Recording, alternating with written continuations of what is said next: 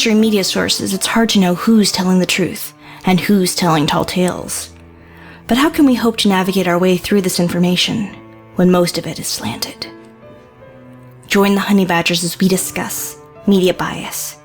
As always, the show will be available for download after the broadcast at honeybadgerbrigade.com.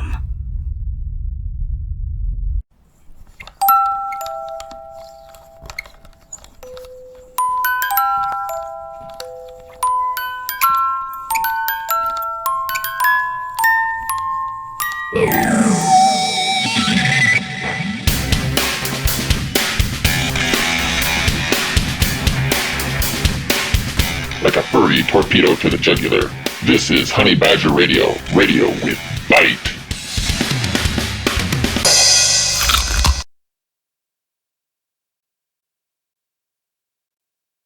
Hello and welcome to Honey Badger Radio. Tonight's topic is media bias. We've got a lot of wonderful things for you guys. And as always, we've got our lovely panelists. We've got Allison Tiemann. Say hello. Hello, Allison. Hello, Allison. Okay, that was a stupid joke. All right. Yeah, my name is Allison Tiemann. As Brian leaked in the last Nerdcast, yes, this was my brainchild. So me, Hannah Wallen, and Karen Strawn were the ones who started Honey Badger Radio. And I am a geek of all things related to systems, and I consider gender a system, a dynamic. And I like to talk about it in that context, not as a black and white thing, but as a dynamic system with some really interesting features to it. And as such, I also create a dramatic exploration of my theories on gender, non-feminist theories on gender, so I get in a lot of flack for that. And if you want to read it, it's a science fiction. It's called Xenospora. You can find it at xenospora.com. And I try to make it fun and entertaining, adult science fiction exploring gender dynamics. And throw it back to you, Rachel. We've also got the lovely Hannah Wallen. Hello, I'm Hannah Wallen, a writer of all writings. There we go. My blog is breakingtheglasses.blogspot.com, but I also write for the Honey Badger Brigade. And I have an upcoming article. I have been off for a while because I've started a new job and I'm getting used to the schedule and everything. But I do have an upcoming article, not on the topic of today's show, but the previous show. So you guys can look for that coming out. And that's it. Thank you, Hannah. We've also got who else? We've got Marshall. You want to say hi to everybody, Marshall? Greetings all. I am known as Observing Libertarian. I've been published on A Voice for Men, National Coalition for Men, JudgyBitch.com, and I have my own column thanks to the Honey Badgers. You can find my writing there. Other than that, I'm a lovably psychotic misanthrope. Have a nice night. Birthday.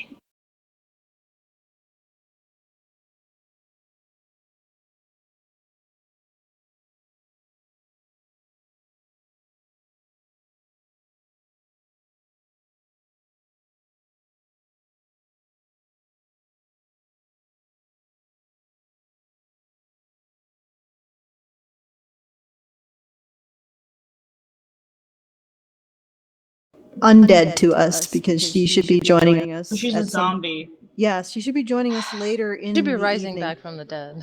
All right, Anna, pimp your stuff. Ooh, Pimp pimp yourself, Anna. So that would be very appropriate. I am an adult entertainer. I'm an internet sexual and e-succubus. Anyway, I'm an adult entertainer and cosplayer, and I also write on reality and rights land on my blog on Tumblr, as well as in my Medium /@Anna_.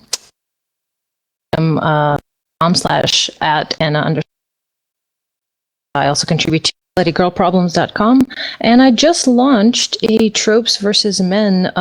This is pertinent to the topic. A mock Keynesian that is going to have its Kickstarter launching soon as well, and the Patreon also just all got started to project of deconstructing roles and tropes of men in popular culture. Hey Anna, we're getting Alrighty. a lot of like you dropping out, so maybe go into your permissions or your settings and see if you can up the Maybe my microphone's the too far away from sensitivity. me. Yeah, or just get a little closer to the mic. And also from Alrighty. the chat, we're finding out that the audio is dropping. So Sorry are about we having that. like apparently the audio is dead, and or there is cracking or something is happening. Okay, all right. I don't know how much we lost. If I speak I can try directly again in, if does it that help or make it worse? Okay, what was the issue? Just asking the tech guy. Oh, okay, gotcha. So Oh, it should be working now. Should we relaunch all of our introductions or just mine? I think we'll just keep going with the show. Okay, that's People fine. probably know who we are for the most part. Excellent. Show must And go they can on. identify our names. Yeah, let's just get the show rolling. Let's do it. Yeah, let's do this. Like a big let's stick boulder it in this tumbling pig. down a mountain. Just All right. rolling. Should I just go into the show notes? Yes, just go and just take it and run with it. There's so much Take it by the shit balls. this week. It's Jesus. Alleged. Okay, you guys prepare yourselves for this one because it's gonna get pretty weird. Alleged sex slave accuses Prince Albert and others of rape. A woman by the name of Virginia Roberts made some rather extraordinary claims early this month, stating that she was the underage sex slave of billionaire investor Jeffrey Epstein, who had been previously charged with 2 minor sex crimes involving solicitation of underage prostitutes. However, the next part is where it truly becomes strange, because she is not just alleging that she was assaulted by Epstein, but by other well-known men, including Prince Albert and celebrated Harvard Law professor Alan Dershowitz.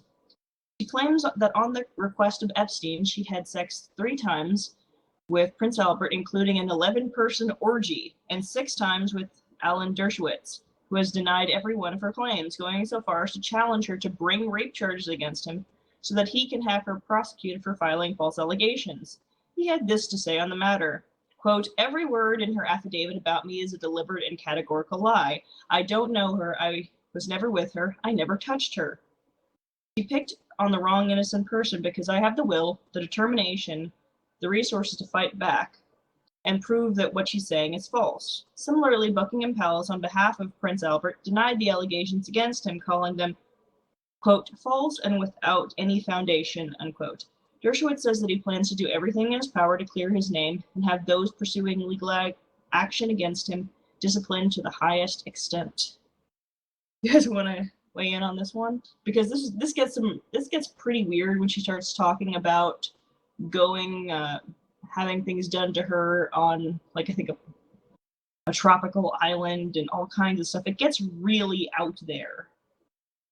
If this is basically just this woman having these fantasies and accusing a bunch of famous men of being involved, that is. Oh, did somebody else have a name in there?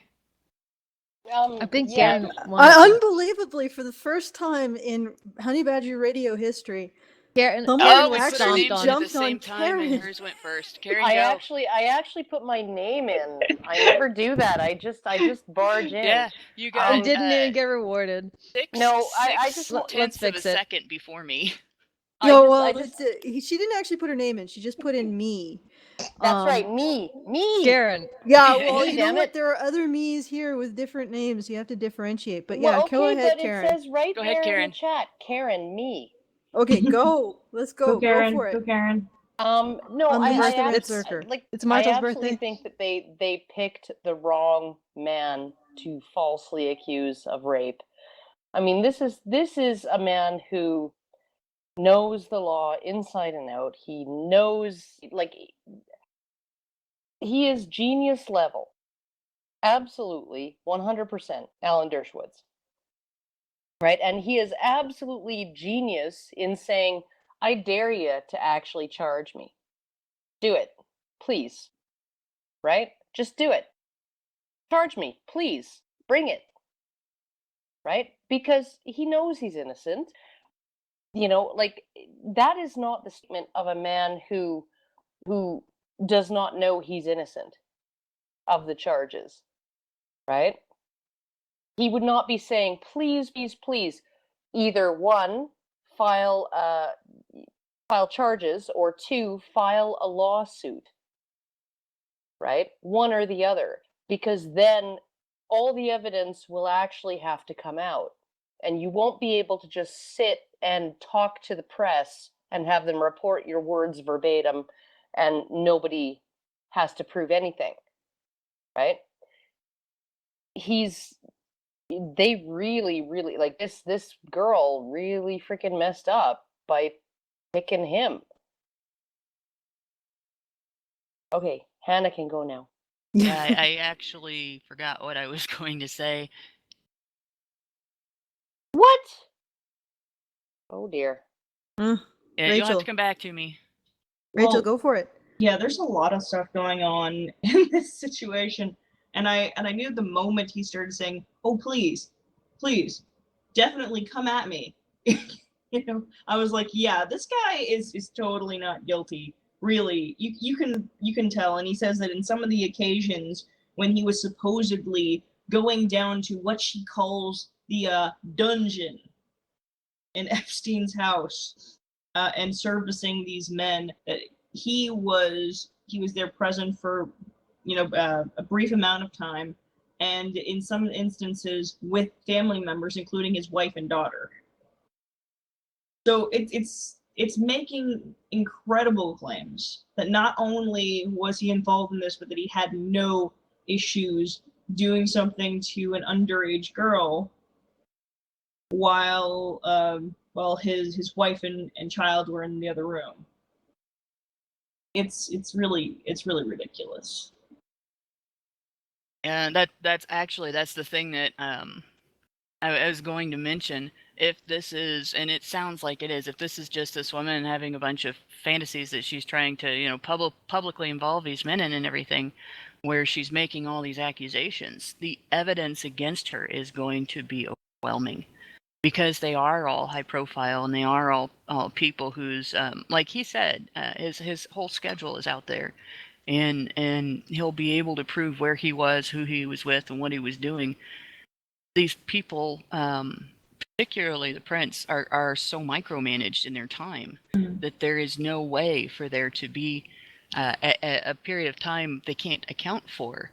And that's something that when a false accuser runs up against that, we'll see her story changing. We'll see her scrambling. That's what I saw with the vexatious litigant case that I was involved in, where the friend of mine, his ex-wife, was trying to find a time where he couldn't combat against a false rape accusation, and changed her story over and over again to pick a different day, pick a different time, pick a different place. So this is the kind of behavior that we're probably going to see out of this in the future, if it doesn't just end up getting shut down altogether by the amount of evidence against her. Okay, so I'm just going to interject the discussion to make the correction. It is Prince Andrew, not Prince Albert. If it was Prince Albert, the individual in question would be engaging in necrophilia. There we go. Yeah, I done goofed. I'm sorry. Yeah, well, flagellate yourself. Yeah, I will definitely make correction. And also Pixar, it didn't happen. So there you go, Rachel. There's your challenge for today. There we go. Oh gosh. Yeah, go ahead. Flagellation and pics. Woo! Yeah. Oh god, necrophilia. That's. Yeah. No, we don't go there. Unless you want to say she had Prince Albert in a can. I don't know why A names always mess with me. I don't know. It's amazing that you can differentiate between me and Anna. Oh jeez. I don't know. Because not only do we have A names, but we also have an N in there. I think it's the red hair in her avatar that does it. Yeah. All right. Yeah, it's hard to miss. Okay, go ahead. Hannah. Yes. What the fuck is Prince Albert in a can? I used to see that as a joke when I was a kid. If I recall correctly, it's a cleaning solution. It's something that we've never used at my place, but it's a cleaning thing, if I remember right. Prince Albert in a can. Like, Yeah. I don't even. Maybe That sounds wrong. incredibly dirty. I don't know what it's implying. Well, okay. Anna, are you come on. No Jump more in here. dirty than Mr. Clean. All right, do you have something to say? 'Cause No, it's tobacco. I can It's talk to this. tobacco. I can talk to this subject a little. Mm. It almost seems like the media has decided that Prince Andrew must be guilty because the way they're presenting it, and this is just this at this moment, it's just this woman's word, and it's like it's a fait accompli. It's obviously true, right? Because this woman has said it that she's a victim. And I remember watching this and or watching the Canadian news coverage of this, and I was I don't remember the word alleged being put out there, and I was thinking, why does someone just popping out of the woodwork and saying something like this happen? How does this become newsworthy? Well, my point was going to be that it's sort of the same situation as jumping on the bandwagon of Rolling Stone and the Cosby thing. And there's this assumption that feminists have been touting and saying that everyone should adopt, which is you believe the woman even if facts aren't true. And it's something that goes back to 2005 in Sweden, apparently. But it's this adoption of a national and everybody's view on things that you have to believe the woman no matter what she's saying, no matter what happens, especially when it comes to rape. Because at this point, you can't be anything worse than a rapist. They've worked social view in such a way that rapist is the absolute worst thing that anyone can be. And then you can accuse anyone of rape at the drop of a hat. If somebody looked at you wrong when you were drunk, he can be a rapist at this point. Because there have been rhetoric saying that the man doesn't have to touch you to rape in order to rape you. So some people have that kind of fucked up view of it. So it's just, I feel like they're jumping on the bandwagon, with going after a man who can clearly show where he's been and is like the dumbest thing ever. But they're just jumping on the bandwagon of clickbaitiness of this rape. Part of me thinks maybe that it is actually a subconscious effort, like, because if you've internalized an identity, right, like, so your identity and the identity of feminists that they have internalized since 1848 and the Declaration of Sentiments has been that the entire history of mankind is a series of oppressions and usurpations on the part of man against women, right, with the object of the express and intentional object of total tyranny, complete tyranny over her, right? That is the identity. That's the feminist identity, that men oppress women arbitrarily, unjustifiably, that they just do it because it pleases them, right? Now, people will go out of their way to maintain their identities. People go to war to maintain their identities. Just ask anyone in the Middle East, right? They go to war over their identities as Muslims or Jews or whatever, right? Or Christians or whatever. They will die for their identity as a Christian, right? That's just how important identity is, right? So you have a bunch of feminists who have internalized this identity that's based on the idea that women have always, through all of history, been perpetually the victims of male oppression. Okay, now let's all arrive at 2015, right? And in 2015, I don't see any oppression of women going on. I see some inconveniences that women have to deal with that men don't. I see some difficulties that women have to deal with that men don't, but I don't see oppression of women anywhere in Western society, anywhere, right? I don't see that. Even as a woman, I don't see that. But if you've internalized that identity that's based on the idea that women are the victims of male oppression, you will go out of your way to maintain the conditions that feed your identity. right?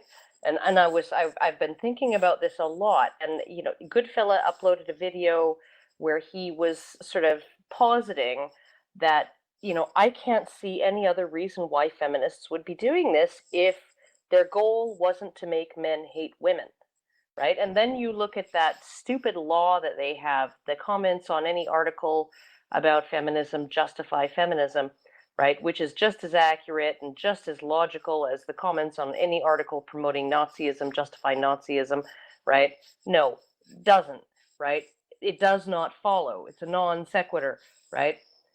But what I think is going on with a lot of these really super trivial complaints and these really ambiguous and easily falsified complaints, right? Like you are going after people whose time is micromanaged and they can easily provide an alibi for any particular time you might choose, right? Or we're gonna make a man weep on freaking national TV because he wore a shirt that offended you, or we're gonna add man to the verb slamming, right, or the noun slamming, and we're gonna say that this is a male thing even though it's not a gendered thing, right? And they're doing it to stir up animosity, right? Because they need the animosity. They need to actually have some sort of evidence that men hate them in order to justify their identity. I think that's really what it is. So they're going out of their way to provoke male anger, and then when men get angry, right, justifiably angry, they say, "Oh well, what did the Nazis ever do to the Jews? We just were reminding you of your economic privilege. That's all we were doing. And now you're just attacking us and hating on us." Right? Like that's really what they're doing.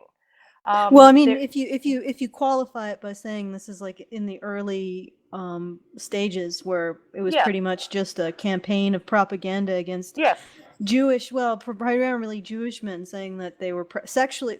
Here's the lovely parallels, that Jewish men were particularly sexually predatory, and they controlled the government, the media, and finances. So I mean that sounds like something. It sounds like I don't know, Karen, help me out. What does that sound like? Eerily realistic. Eerily realistic. According to Shoe on Head, it's eerily or no, I should say eerily familiar. Yeah, eerily familiar. Where have we heard that a group of people is sexually predatory? In the case of Jewish propaganda, it was usually that they were pedophiles, and also controls all of the institutions of society. Yeah. It's like feminists took the threat the propaganda directed at Jewish men and the propaganda directed at black men, smashed it all together and created patriarchy theory. But I you know what? Professor X, the mysterious Professor X, wishes to offer an observation. So I thought it was observing libertarian. It's Professor X. Professor was much earlier. XXX. My apologies. Go ahead, Professor XXX. There we go. There we go. This is a censor duck talking. Karen, you never return my calls. Remember. Well, I don't return anybody's calls. Yeah, this is true. It is not an equal opportunity offender. Yeah. Are you calling me on my home phone or on Skype? Well, you won't give me your home phone. The trick question. She doesn't answer either. Yeah. So I don't answer hardly anybody's calls on Skype. I just tend to ignore everybody on Skype.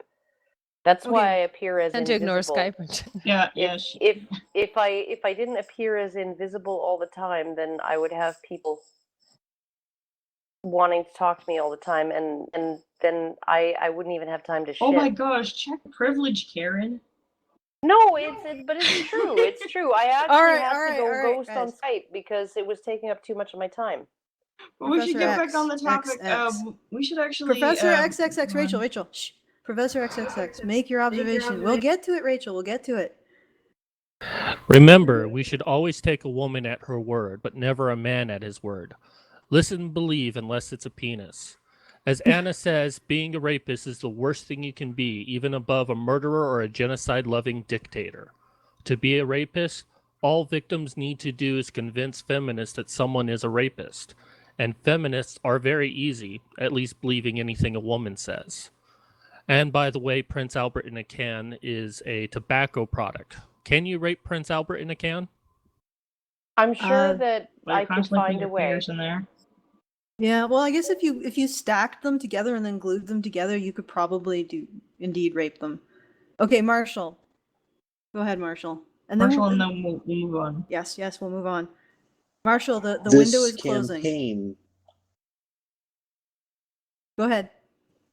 This campaign of dehumanization, of creating things with which to demonize men is, as you say, a very old ploy. Philip George Zimbardo, psychologist, professor emeritus at Stanford University, in The Lucifer Effect says, dehumanization is one of the central processes in the transformation of ordinary, normal people into indifferent or even wanton perpetrators of evil. Dehumanization is like a cortical cataract that clouds one's thinking and fosters the perception that other people are less than human. It makes some people come to see those others as enemies, deserving of torment, torture, and even annihilation. And in this case, it can make people just automatically believe any accusation against that group. And I think that ties back to what I was saying. I was listening to this and I was thinking, why is this newsworthy? This is just, this shouldn't raise to the level of news. This should be dealt with in the courts. And if it's not dealt with in the courts, and even if it is dealt with in the courts, it shouldn't raise to the level of news. Well, we're way beyond that now, with CNN discussing nothing but celebrities, and like as I was mentioning with the bandwagon of the Cosby, which obviously probably has truth to it, versus the Rolling Stone rape, which has no truth to it, and they just keep piling on to the rape stories and the sensationalism. Yep. Whole thing. Okay, let's give this back to Hannah because she's gonna have a stroke. And also, happy birthday, Marshall. I'm not going to have a stroke. No. Rachel's gonna have a stroke. Rachel's Sorry, gonna have a Hannah. stroke. I was gonna move Rachel. on. Oh my god. She's been wanting to move on for like. I totally knew you meant Rachel too. I was like, wait, no, that's not right. Yes. I'm Go ahead, Hannah Rachel. Wallen. I'm just kidding. Well, you sound somewhat Rachel, similar then me. sometimes. Okay, Alright. she's a great woman. I would love to grow up into her. But Rachel's gonna change the topic. Anyway, Okay, well then I do have something to say if Rachel's going to Quick. change the topic. quick, No, Hannah, no. quick. Light Okay, it okay, closing we do temple have a- door I have quickly. a very brief prediction to make. I think we are going to keep seeing this over and over again, and there's a reason for it.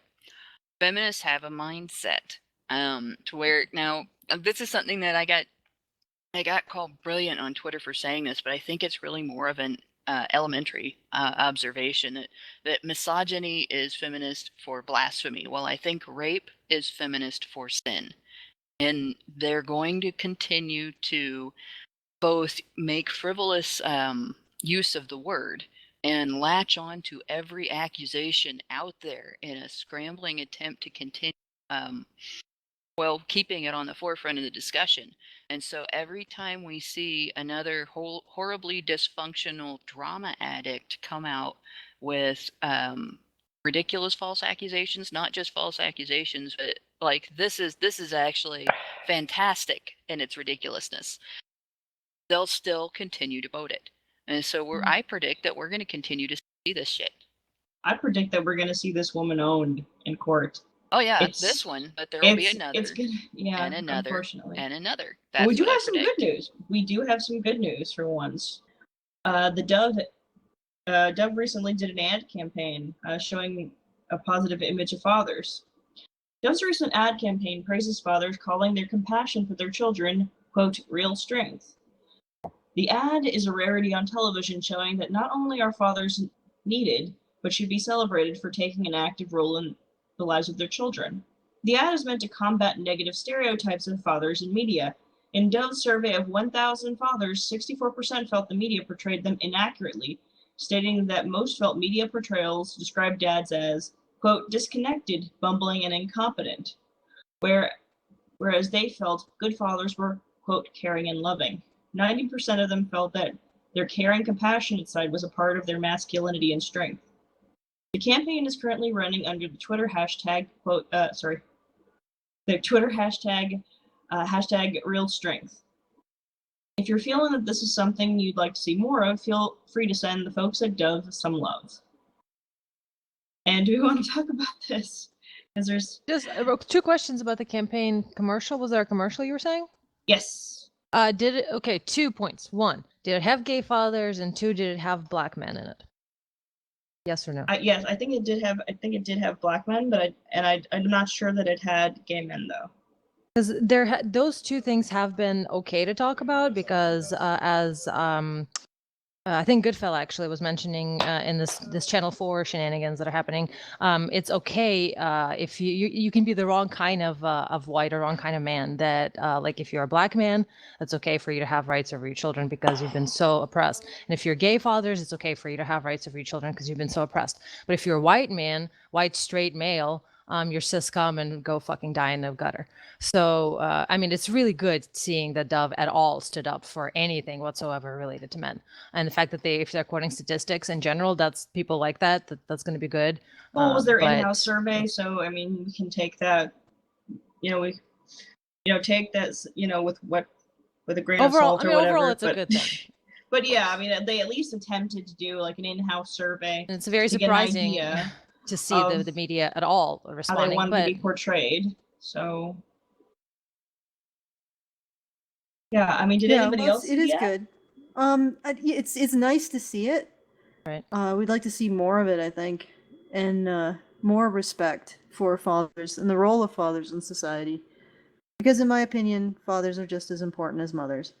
But I mean, Now- ultimately, they're kind of doing a little caveat, aren't they? It's kind of a left-handed compliment with the real strength thing. That it's almost a little tip of the hat to toxic masculinity and being like, no, which I mean, I Yeah. agree that was the is real buzzkill of strength. it. I do agree, absolutely. To me, a father and father's love is like it's pure and precious, and one thing of beauty and a thing of strength, and a thing of pure manliness, like in a way that I conceive manliness. Yeah. Anyway. Still, it's kind of like, hey, a real strength is being a caretaker and not other things that men are known for and that are good that feminists are trying to root out. Such as, I don't know if you know, but in the Mid-South, for instance, in Mississippi and places like that, in schools, you're not allowed to not even tackle or play. You're not allowed to touch each other. Children are not allowed to physically touch each other because feminism, in a way, has gotten so far that like, well, they could hurt each other and they could be, it's like they're basically rooting out manliness in every way that they can. Oh, did we lose our cherry? I think we did. Okay, Hannah, take it away. Wait. You lost our cherry. Bad joke. Whoa, yes, no, I know. We totally Hello? lost our I'm cherry. surprised I you lost didn't, my you cherry a didn't long slide time into that ago. pun there, Hannah. I- You lost our Did cherry. I hear you guys something about losing me? Am I here? You hear me? Yeah, Yeah, we lost yeah, you, we but hear you now. let's let They Hannah lost take our it away. innocence. Well, let her finish. Well, Oh, what okay, point did alright. it cut off at? That's the thing. I mean, it's like we have to reconstruct the point that you cut off. When All you right. heard Allison say, "Oh, did we lose our cherry?" That's Oh, when I you was cut pretty off. much done at that point. I Oh, was pretty okay, much done. I okay. was just saying Okay, it's so frustrating take it away, Hannah. that that's it. Okay. I forgot what I was gonna say again. I know it's hard Yeah. to follow up from that, isn't it? Oh my Yeah, I understand. goodness, I've been, like, Hannah. all week I I've been know, working you're double forgetting shifts all at my job, so I'm Yeah. like, and I'm on 4 hours of sleep, so Oh, That it'll sounds come like back in a second. excuse making to me. Oh my goodness. No, I feel I you, know, Hannah. Hannah, 4 you're just hours. making shifts all are these nights. excuses. You're a Um, hero for being here with us at all on 4 hours of No, sleep. I'm not. I'm not a hero. Call for the ambulance. Yeah. Okay, all right, So I everybody. know Kim Brain today. But Uh-oh. no, the whole thing you had mentioned toxic masculinity, and that's the area that I was going to comment on here. I am really glad to see positive portrayals of men in the media, but it does seem like we can't even have that without having it like, well, this is the kind of man we approve, and so we're going to promote this. It can't just be an acknowledgement of the fact that men are like this, that men are caring and giving and loving and adult and mature. No, it has to be, this, we only approve of men who are like this, who give of themselves and so on. It becomes as much a shaming tactic as anything else when it's used that way. And it's really unfair to men. It's something that shouldn't be happening. It should just be, we acknowledge that this is how men are. Men are caring. Men are caregivers. And even if men do not have children, men who choose to be childless, who live their lives and do their thing and aren't hurting anybody, deserve to not be treated like they're not all men just because they're not dedicating their lives to somebody else. But I am happy to see positive portrayals of fathers. I really, really am. But I really hope that we can have that without having it be used ads or shame men who are divorced, because most of the time when men are divorced, it wasn't their idea, and most of the time when men are separated from their children, that wasn't their idea either. But like I said, I'm happy to see this. Happy to see a positive portrayal of men, but it would sure be nice if it could just be a positive portrayal of men. Go ahead, Marshall. Take it away. The problem is that the culture has been so twisted and manipulated that even a positive portrayal has to include some aspect of feminism in it. It's an attempt to control the dialogue, because if you can control what's being said and what's being put out, then you can reinforce an ideology. You can implant that in the mindset of people. And so if they call that real strength, and that takes hold, then the idea that to be a real man or to be truly strong or to have real strength, you have to be a devoted father, which means you also have to be a devoted husband. And it links into a whole bunch of other things that basically stipulates if you want to be considered a real man, you have to act in a way that we approve of. You have to serve the interests of women. Be approved by the matriarchy. Well, it really is. It really is about serving the interests of women. I mean, like you look at toxic masculinity and how feminists want to define it, and I would actually say that the male feminist is the ultimate example of toxic masculinity. It is a masculinity that is extremely restricted, extremely limited, extremely dictated by external forces, i.e., feminist ideals. Not self-defined, and it's permissible. Its expression is permissible only through social approval. There's so much debate among feminists as to whether men should even call themselves feminists or whether they should call themselves feminist allies, because men have no business being feminists or calling themselves feminists. That's so stupid. Yeah, no, and so I mean, you literally have this situation.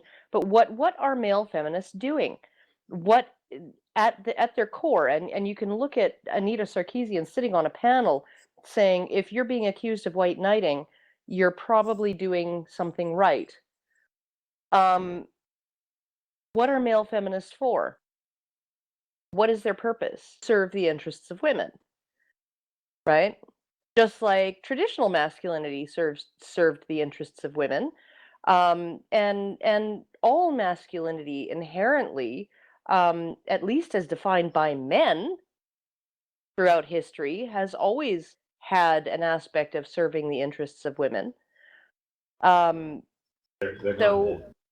like, you look at this and you think, how are they challenging anything? How are they challenging the status quo at all? Okay, so these feminist men, they're not burly, they're not jockey, they're not, they don't do sports, and they aren't really, but they are doing what the women in their lives, the women they've latched onto, approve of. And That's considered what to be they're alpha. doing. Yes, and they are considered to be white knights. They are considered to be protectors and providers, right? In the You context are of he for feminism. she. He for she. No, he You came in way Okay, somebody is cutting in, I think, onto your feed, In and out, Karen. yeah. Yeah, it's a little bit disconcerting, but I think Hannah wanted to make a brief comment on what you're saying about toxic masculinity. So go ahead, Hannah, and then we'll get in Professor XXX. One sentence. From what I've read on feminist writing on toxic masculinity, they are really just describing genderless characteristics or attitudes which are dysfunctional or which they object to as masculine characteristics or attitudes, and categorizing them as toxic masculinity in order to insinuate that masculinity is toxic. It's not really as gendered as they say. Of course not. Just like taking up too much on the subway isn't gendered, and being inconsiderate isn't gendered, and not getting out of the way or moving off to one side of the path on the sidewalk isn't gendered. Lots of women do that shit too. Or violence isn't gendered. Yeah, but they well, want to gender it because they Right. want to be able to make these uncritical accusations at men and have them not be questioned. Well, let's pull in There you go. Professor XXX. Mm. Yes. Thank you for the theme music there. Feminism tells us that this is the man they want, to be subservient and to do the raising of the children, while women can be free to sleep around and earn all the money. To say different is misogynistic, that you just hate women. They need men to be stripped of what makes them men, and if you can't conform, then you'll be sent to war to die for us, because we will never be seen as equal as the men they want.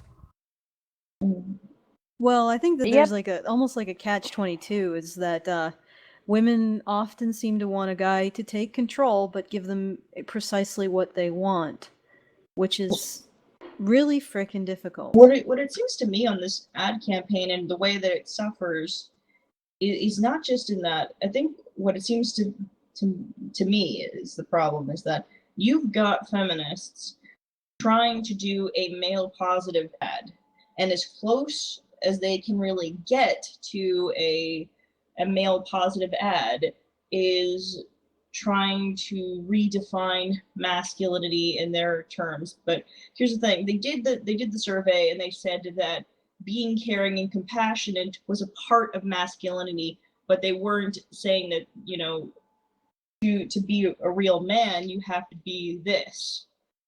And yet with the tagline and with the overall message that they're trying to portray after the footage, it's very clear that there's a disconnect between the footage and what they're trying to push. I mean, I don't know if anybody else actually saw the ad, but it sort of just felt really, really weird as they brought in the tagline saying that this is real strength. That's the thing. It's really weird. It's almost like they struggled to try and get the message across because they were entirely incapable of just letting it be. Okay, well, I actually want to maybe deviate a bit from what everybody else is saying, and suggest perhaps what they're taking aim at is the expectation that men conform to. Well, I guess it would be a feminist approach, is the expectation that men conform to this aggressive masculinity, which I disagree that there is really anybody wants men to be aggressive and violent. I think that there's a lot of social training that men get to not be that way, to actually be gentle. And I think that men are naturally gentle. So I think where I'm getting the problem is maybe it's a critique of that kind of macho expectation on the one hand, which I guess is somewhat reasonable. But on the other hand, it almost implies that men aren't that way naturally. Like this is the way men are, just naturally, as far as I'm concerned. Okay, well, what it is, it's just yet again, and this is the sort of schizophrenia of female nature, that they want to be with somebody who is stronger, right? Stronger, and whether that's like physical strength, intellectual strength, economic strength, whatever, right? But they want to be with somebody who is stronger than the others, right? Or as strong as she can get. And that's perfectly fine. I have no problem with that. But you know, that's just sort of a natural consequence of the biological costs and benefits of reproduction. But they have this sort of schizophrenia in that if this man that I am with is so much stronger than I am, and I like him that way because he can protect me from other men and the outside world and all of its predations and foibles and problems, right? Who's protecting me from him, right? And so it's almost like she needs to have this man who is stronger than she is, but who is completely under her thumb, right? But then if he's completely under her thumb, then she's like, well, if I can manipulate him to this extent that he's like a pussycat now and he's completely harmless, then how is he going to stand up to anybody else if he lets me walk all over him, right? So it's this tension in women that that they cannot. I don't think a lot of women can ever get over it. Admiring strength in men and fearing strength in men, right? That is what women do. Our dog, but one of Uh-oh. them with. Yeah, Sorry? you're cutting in and out, Anna. Start again, Anna. You might want to increase your sensitivity. Excuse me. I will. I'll just. Are just all This keeps over getting worse the and worse. the double It's, entendre it's a wonderful today, thing. It's my Allison. influence. I'm I know. sorry. I was saying that they want a guard dog, but one that responds only to them. So they starve it with whatever they can, with approval, with pussy economy, so they don't give them sex, anything they can. But then, of course, the man after a while gets worn down and becomes a beta or mega, whatever the fuck, and doesn't have that bite, and so they get disappointed and wonder on to the next thing. But that is all exactly right. That is the women's struggle, is wanting the alphist of the males, but then also not being able to help themselves but break down that male to a subservient state. And then once that's happened, they're no longer happy. Once they're married, once that man is shackled to them, they are no longer happy, and they have this internal anxiety and cognitive dissonance going on. Yeah. Well, I would agree to some extent. I don't know how much it's biological, but that's an argument for another day. A certain class of women that are Yeah. more have less Perhaps testosterone we should than move on. others. Yeah, I think we should. Hannah, can you pull in something really quick, and we'll move on to the next item because we're not What even at the this- yeah. topic yet. What this really boils down to is objectification of men. It's just a different objectification in the way feminists ATM talk about it. machines and They want men yeah. to act as accessories to their lives rather than actually being independent people that they have relationships with. They're status accessories and Yeah. ATM machines Yeah. Mm-hmm. Okay, Rachel, let's move it along. and walking dildos. Woman slamming.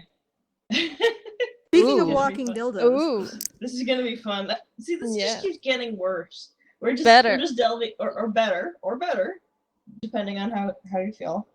it's so phenomenon- bad.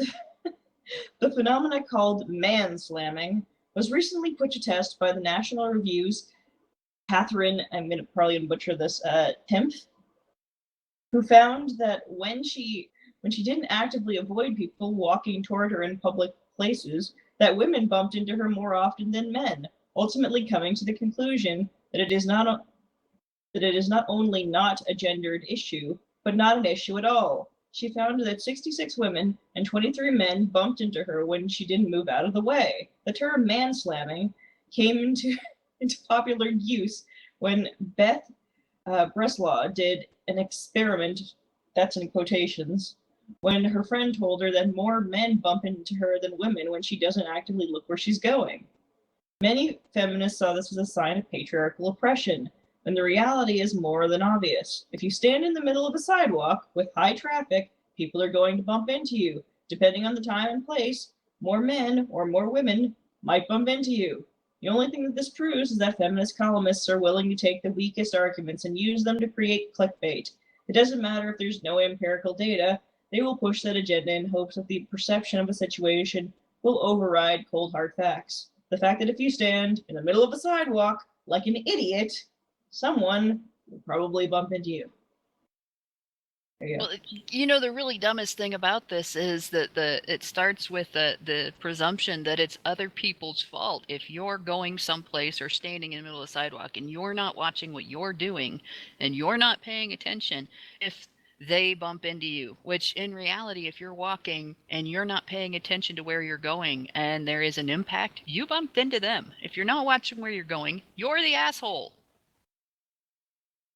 Yeah, it's just so ridiculous. It's like, gee, I remember the first time I heard the idea of manslamming, and I said to myself, so this is about you being a complete moron, not watching where you're going, or actively pretending to not know where you're going, and then be like, oh, you slammed into me in a crowded sidewalk when you're the one who's standing in the middle like an idiot. I just, oh. Well, what it boils down to, as with everything else, is more desire for power, desire to be given special attention, special place, special, like fucking reverence, stepping aside for the fucking queen, literally is what they're talking about. They're talking about wanting for people to give women special passage through the streets. Like, are we talking about women being strong and equal here, or are we talking about them needing special privilege? What is it, feminists? Make up your damn mind, because you're certainly not being consistent. Well, okay, here's the question, and it ties into what you just said. This woman goes out on the street, and she deliberately doesn't make way for people. So, is it man-slamming, or is it woman-slamming? Because she's slamming into them as much as they're slamming into her. And but the thing is that she's completely erasing the verb in this situation that applies to her. She's erasing the fact that she is also slamming into them. And obviously in this new video where we actually have evidence, there's more women who won't cede the way than men for this particular woman who did the video. I'm referring to the woman who decided to test this experiment and did a video and found that something like twice as many women slammed into her as men. 3 times. Yeah, 3 times as many women slammed into her as men. And it's how could she just completely erase the fact that she's also slamming into the men and not even looking at that. And anyway. Well, men don't have feelings, don't you know? They're impervious wooden things. Well, I actually realized no feeling outside or just inside. Critiqued myself. It's like she was comparing how many women slammed into her versus how many men. Even though there's no real, she didn't actually. Yeah, I'm just gonna shut up now because I just realized the stupidity of what I said. So I'm gonna go cry in a corner. Just getting more, just worse and worse with the innuendo. Yeah, no, but it's but okay, all right. It was supposed to be a serious show. We had one thing to do. We had one job. They're really scraping the bottom of the barrel of victimization here. We had one job, Allison. One job. Gosh, Rachel. And your one job is to stop saying that to me. And you failed it. You failed it so bad. You failed your one job. Okay. The final thing. This is going to be rather long. It's just that wasn't even intentional. Sorry. Anyway, how long, Rachel? Long enough? Did Marshall want to say something before we? You just jumped all over Marshall. I'm sorry. Go on, Marshall. It's his birthday, for Christ's sake, woman. Yeah, you should be jumping all over him, but in a different way. Oh, it can be long. Well, that escalated quickly. It gets too long, it starts hurting. No. It's contagious. I can attest to that. Yes, go ahead, Marshall. Contagious? Jesus Christ! Okay. Hey, with my last girlfriend, it once lasted 3.5 hours. Okay, all right. Moving right along. Yeah. The simple concept at play here: manslamming, mansplaining, manspreading. Also, what was the other one? Oh, street harassment. Yes. Basically, the rules that they're setting up is that men should always watch out for women.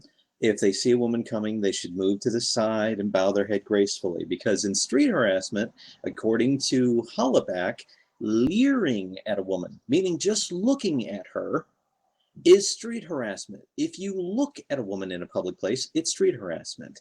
If you don't specifically move out of her way so that she can trot through like royalty, moving off to the side gracefully as you are meant to, because you are a slave, then you are manslamming. You should make way for her. You should not look at her. You are not allowed to say anything to her. And if she is on a bus or she is on a public train, then you should automatically give up your seat to her as well, perhaps by moving to the back of the bus where you belong. They are reinforcing the simple concept that man should be subservient to women in all things. Man is meant to be nothing more than a slave, serving under the heeled boot that plants itself on his throat. Okay, well, I will say this. They're trying to make man an insult, and that's really disturbing. You know, the parallels are quite disturbing, especially when you think that not too long ago, it was, you know, it was a punishable offense for a black man to even look at a white woman, and they'd be like, well, we can't have that. So the idea is like, oh, well, you know, if you even look at a woman the wrong way. Okay, well, I'm going to put in something from Susan Brown-Miller Against Our Will, where she actually compared Emmett Till, the black boy who was lynched for whistling at a white woman. Incidentally, she initiated the violence. She attempted to murder him, and then her husband and her brother finished the job. And Susan Brown-Miller made a connection between Emmett Till so-called owning the sexuality of this white woman, this criminal white woman, with all men owning the sexuality of women. So, in essence, she made it out that Emmett Till wasn't the victim; it was actually really the woman that he wolf whistled at, and implied that she was his sexual property.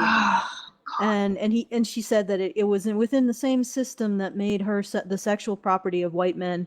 So essentially, black men and white men were complicit in making, I guess, white women sexually property, or all women sexual property. So even in that instance, even in the instance where a black boy ended up being killed, being lynched, white women, or this woman, was the victim. Yeah. So I don't know why people are surprised that this is their end game, is that they want to take lynch mob justice and they want to put it in the law, and they don't want justice for men accused of rape. They just want a lynch mob, and they don't want men to be able to exist as equal human beings. They want them to be forced to, as Marshall was saying, just defer their cast down their eyes, not be able to look at women, not be able to occupy the space a woman wants to occupy, not be able to take up more space than they're allotted. I mean, they just don't want them to exist at all. Yeah, no, it really is. It is a matter of Tell me sort how of, it isn't man-hating again? well, it's actually it's a casting of men as the social inferior, that women are the social betters, right? I mean, like, I actually, in the catcalling video, I got into a discussion on, I forget where, it was Breitbart or something like that, and there was a sort of a feministy person there saying, no man has a right to, to strike up a conversation or make a comment about a woman's appearance or anything like that, unless she has made it clear that she's soliciting his attention. Oh, so should they sign a contract beforehand too? No, but the thing is, okay, so at that point, what you're saying is that she has to make it clear that she wants the specific man's attention, right? How would she make it clear? Right, what's the checklist? Like, not by her clothes, because feminists say a woman's clothes are not an invitation to comment or harass or anything like that, or make any assumptions about her, right? It can't be eye contact, because feminists have said that eye contact is it can be intimidating and perceived as predatory. It's leering, right? Okay, so what else can this woman do to let this man know that she is actively soliciting his attention? She would have to say it by striking up a conversation, which is exactly what feminists are saying men are not allowed to do with women. You know, Yeah, this, so you know there. what this reminds me of? I just want to quickly sum up the Emmett Till thing and pull in the other. And I see that Marshall and Hannah have also texted, so they've sort of got jumped over.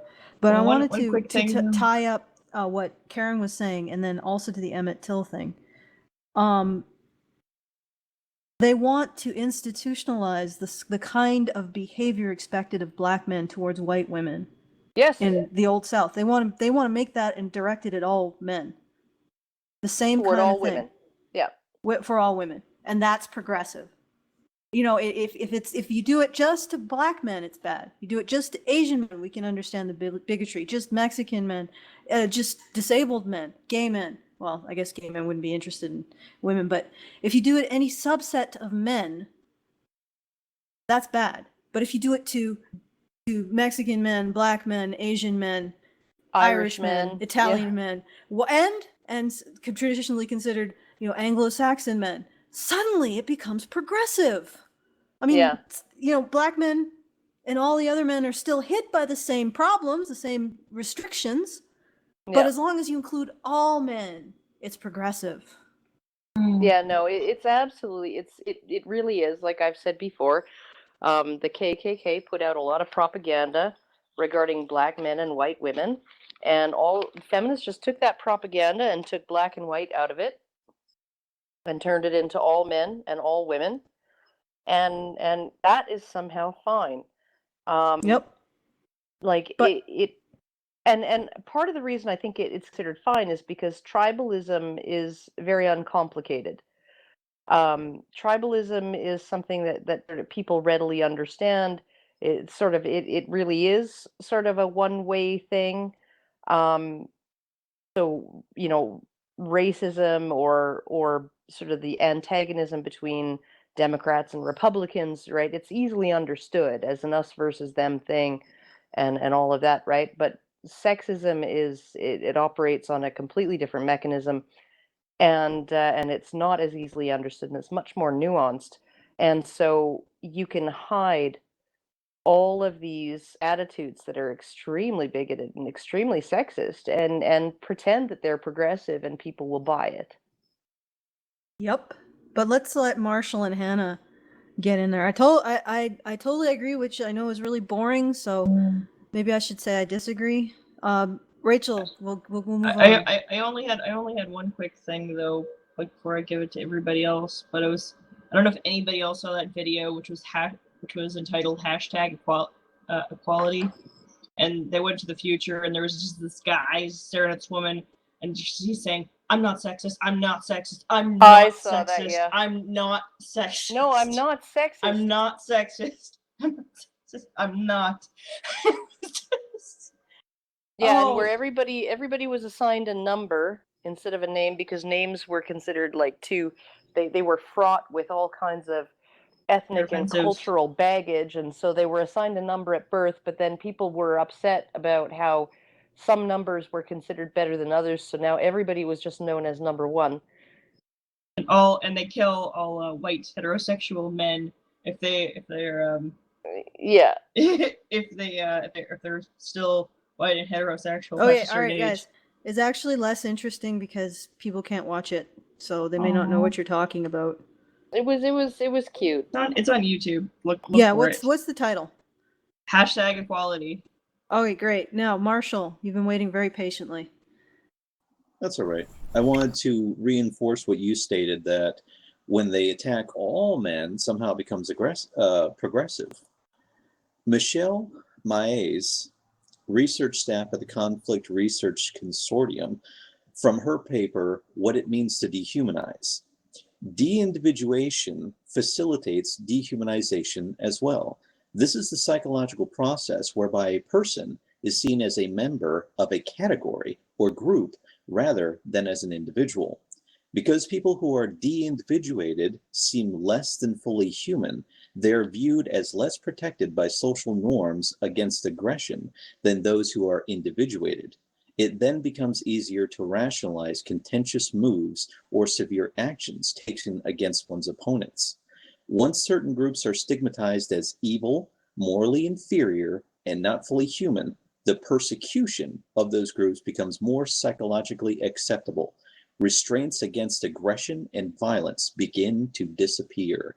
Not surprisingly, dehumanization increases the likelihood of violence and may cause a conflict to escalate out of control. Once a violence breakover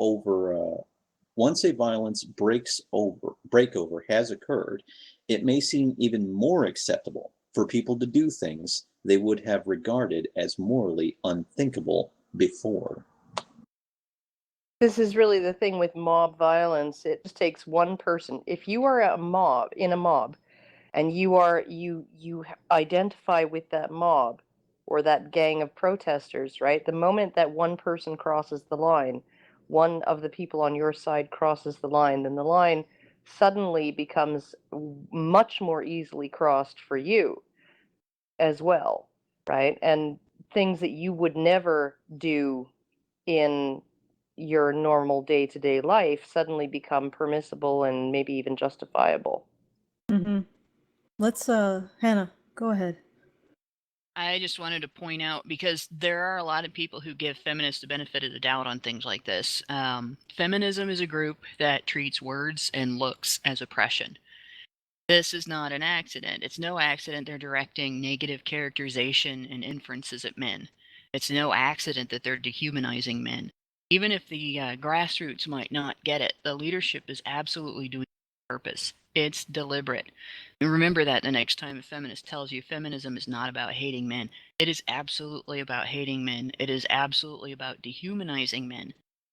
You can't turn men into a servant class until you put them through exactly that process, as Marshall was reading off.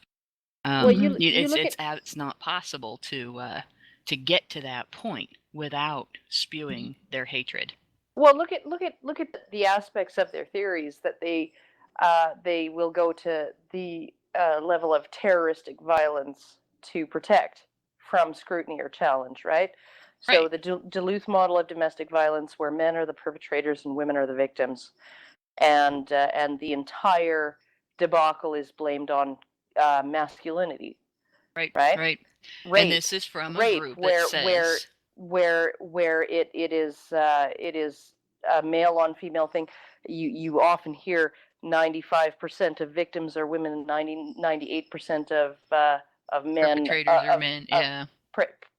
Rapists are men, right? And that it's patriarchal norms and it's normative masculinity. It's on a spectrum of normal male behavior in the culture, right? And they will, and these are the theories that they most vehemently and sometimes violently defend from any kind of challenge, right? Any kind of scrutiny. And so, I mean, like it really is the aspects of their theories that make men worthy of hate, that cast men as less than human, or at least less human than women.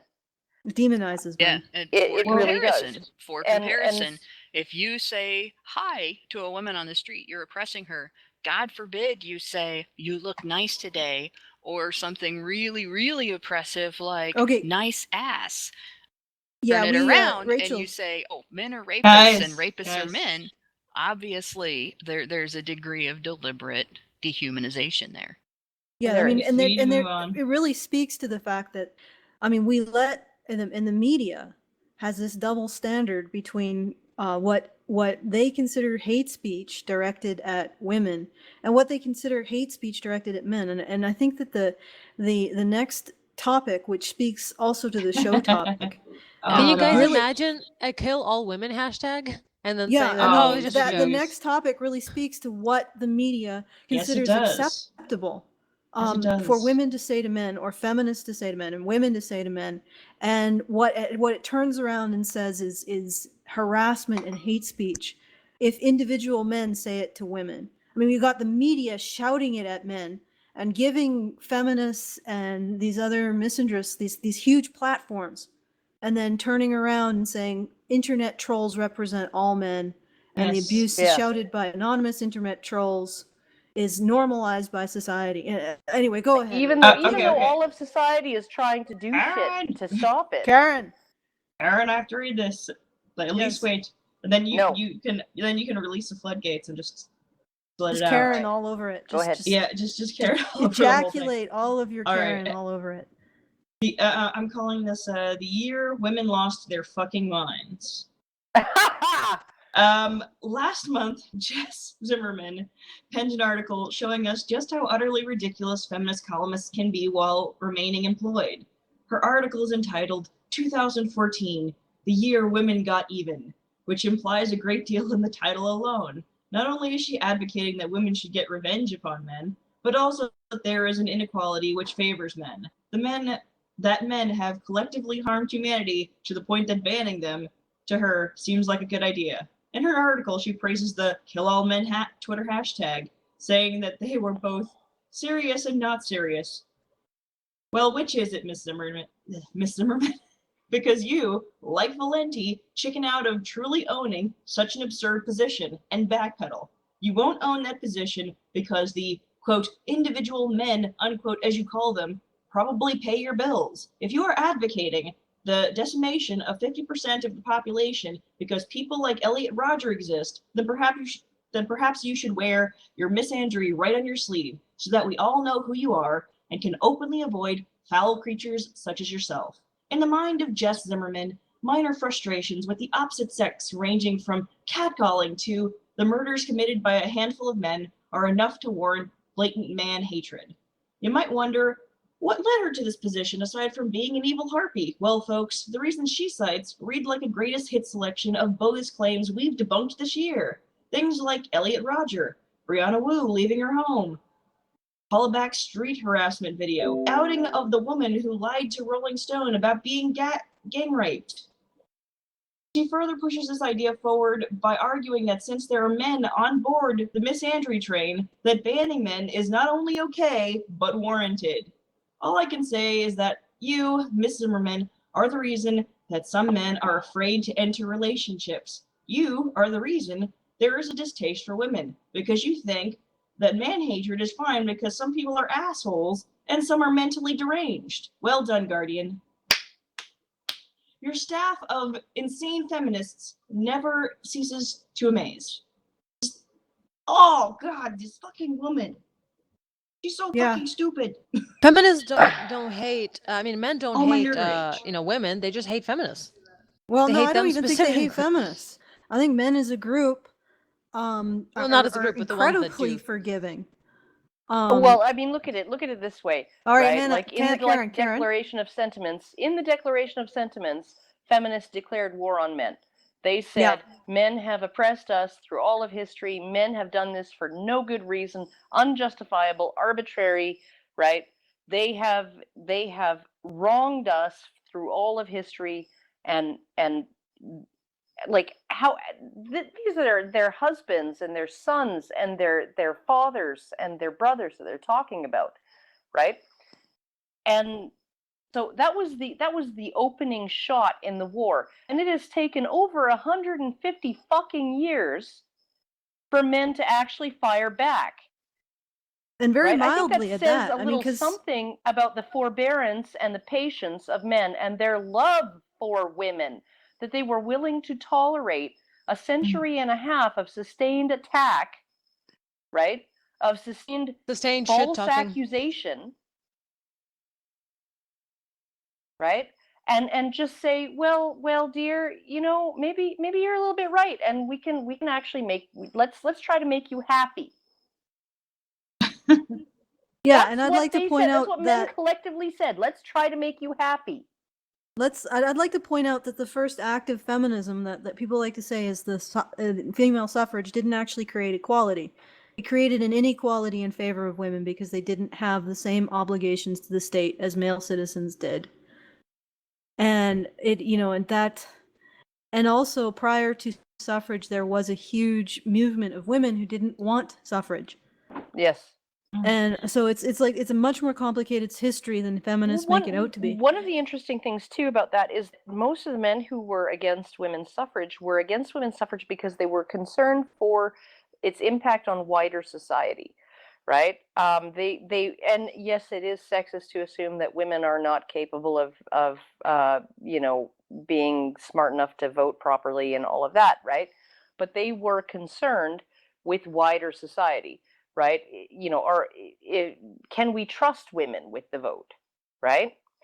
Because what about the impact on wider society if women get the Well, vote? if they don't have some of the same obligations, then they might not be as sensitive to unions and things like that men have to deal with that they don't. And they won't necessarily have the same costs as voting for war. And they but will not Karen, vote before for the you right. continue, That's we true, should bring it back at on the same topic. time, but the female suffrage anti-suffragettes, right? Their first concern was a loss of female privilege. So they were not concerned with wider society. They were concerned with women. They were just as concerned with women as the suffragettes were, right? They were not concerned with wider society and what impact suffrage or no suffrage would have on wider society. They were concerned with the impact on women. Yeah. But to bring it back to the topic, which is the media bias, in this case, and it really reflects strong, like we have a feminist given a platform by the media to talk about genocide against men and but it's just a joke, right? I mean, we can give her the benefit of the doubt, but we can't give these internet trolls, these anonymous internet trolls, the benefit of the doubt when they direct this stuff at Anita.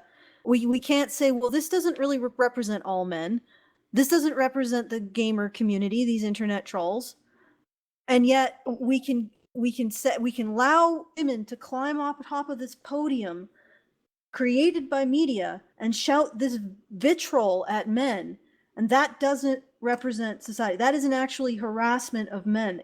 Yeah, no, that's not normalized society or anything. No, it's the internet trolls that are the Facebook normal society and Twitter and all of these large organizations are trying to actually, they've provided mechanisms for getting rid of them and banning them and all of this stuff, right?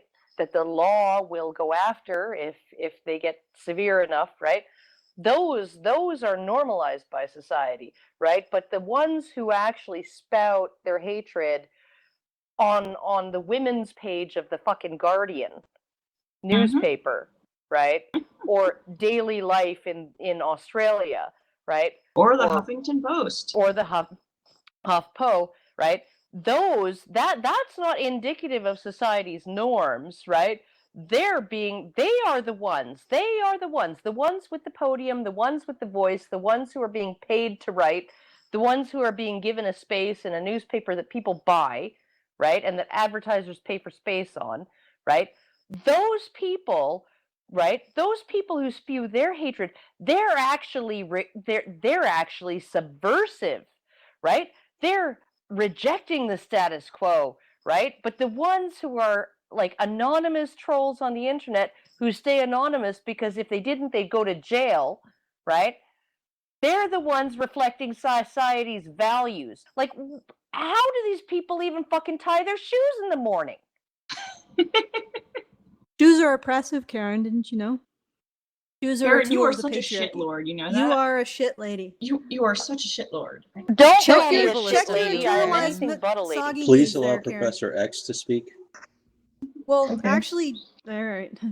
Actually, it's Hannah that's Hannah's turn. Hannah's turn. Hannah. Let Professor X go first, and then I'll talk after him. Okay, all right, go ahead. I want to read a few names real quick. Ashley Hunter shot her husband 7 times. Christy Lee Peacock stabbed her husband. Amy Burkhart stabbed her husband. Derviler, I can't pronounce the first name, woman who set her baby on fire, and that just came out a few days ago. Oh. If we should ban men for Elliot Rodgers, we should ban women equally for these women. Anything a man can do, a woman can do. and quite often do just as much as men. Yet feminism wants to cover up these reports and parade Elliot Rodgers as proof of their narrative. So we can only believe women to be victims rather than capable of being the victimizer. Yeah. No, I agree. They don't want, or it's if they can't cover up the crimes of a woman, and this isn't just feminism either. Like just larger society does this too. You try to come up with a reason. You try to come up with an excuse. You try to come up with some kind of like, well, she was a good mother, but she just slipped through the cracks and she didn't get enough help. She had postpartum depression, and that's why she set her baby on fire. And you try to find a way that this woman didn't actually do this. It wasn't the woman doing this. It was something else making the woman do this, right? And that seems to be universal. It seems to be a human universal. It's not just about feminists. And this is why you see when feminists acknowledge that women hit men, about as much as men hit women, you see them saying things like, well, it's because they are hitting in self-defense, right? He's initiating the violence and she is defending herself. Thank you. And like, because they cannot, they even more than regular society. This is the really hilarious thing with all their talk of agency and women being denied agency and all of that stuff. They are the ones who are least likely to be able to actually say, this woman is an agent. This woman did stuff, and it wasn't necessarily some outside force making her do it. It was actually her, right? And maybe it was because she was just bad, or her childhood of abuse, right, is no excuse for what she did. That like, they are the least likely, feminists are, even though they claim that they want women to be considered to be subjects or agents or whatever you want to call it. They're the first ones when a woman does anything bad to try to find some outside force that was acting on her when she did that, so that she can be absolved of responsibility for her actions, right? That's just how it works. That's just how they operate. And so they may well be willing to accept that some woman set her baby on fire, but I'm perfectly willing to bet that they'll be very much, where was the husband, right? And what was his role in it? Eventually, it will be his fault, but yet they are also against the PMS hormonal excuse as being something used in conjunction with women. So that's some more hypocrisy there. They can use You it, can't but blame nobody PMS can acknowledge as, that like, it exists. You No, I can't, mean, you can't yeah. say you suck at Team Fortress 2 this week. Are you on your period? Right? You can't say that because that's an injustice. But then I was on my period can be used as a justification for murder. Yeah. Yeah, you can't even say, you're being so mean and grouty right now. Are you having a bad day because you're on your period? You can't even, things that are actually related to it. You can't even say that. It's considered insulting.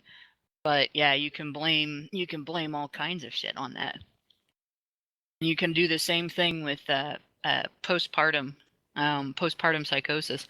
And that goes back, that woman that I can't think of her name that drowned her 4 children in Texas. Andrea Yates, and it was 5. Yeah, that's 5 right, 5 children. children.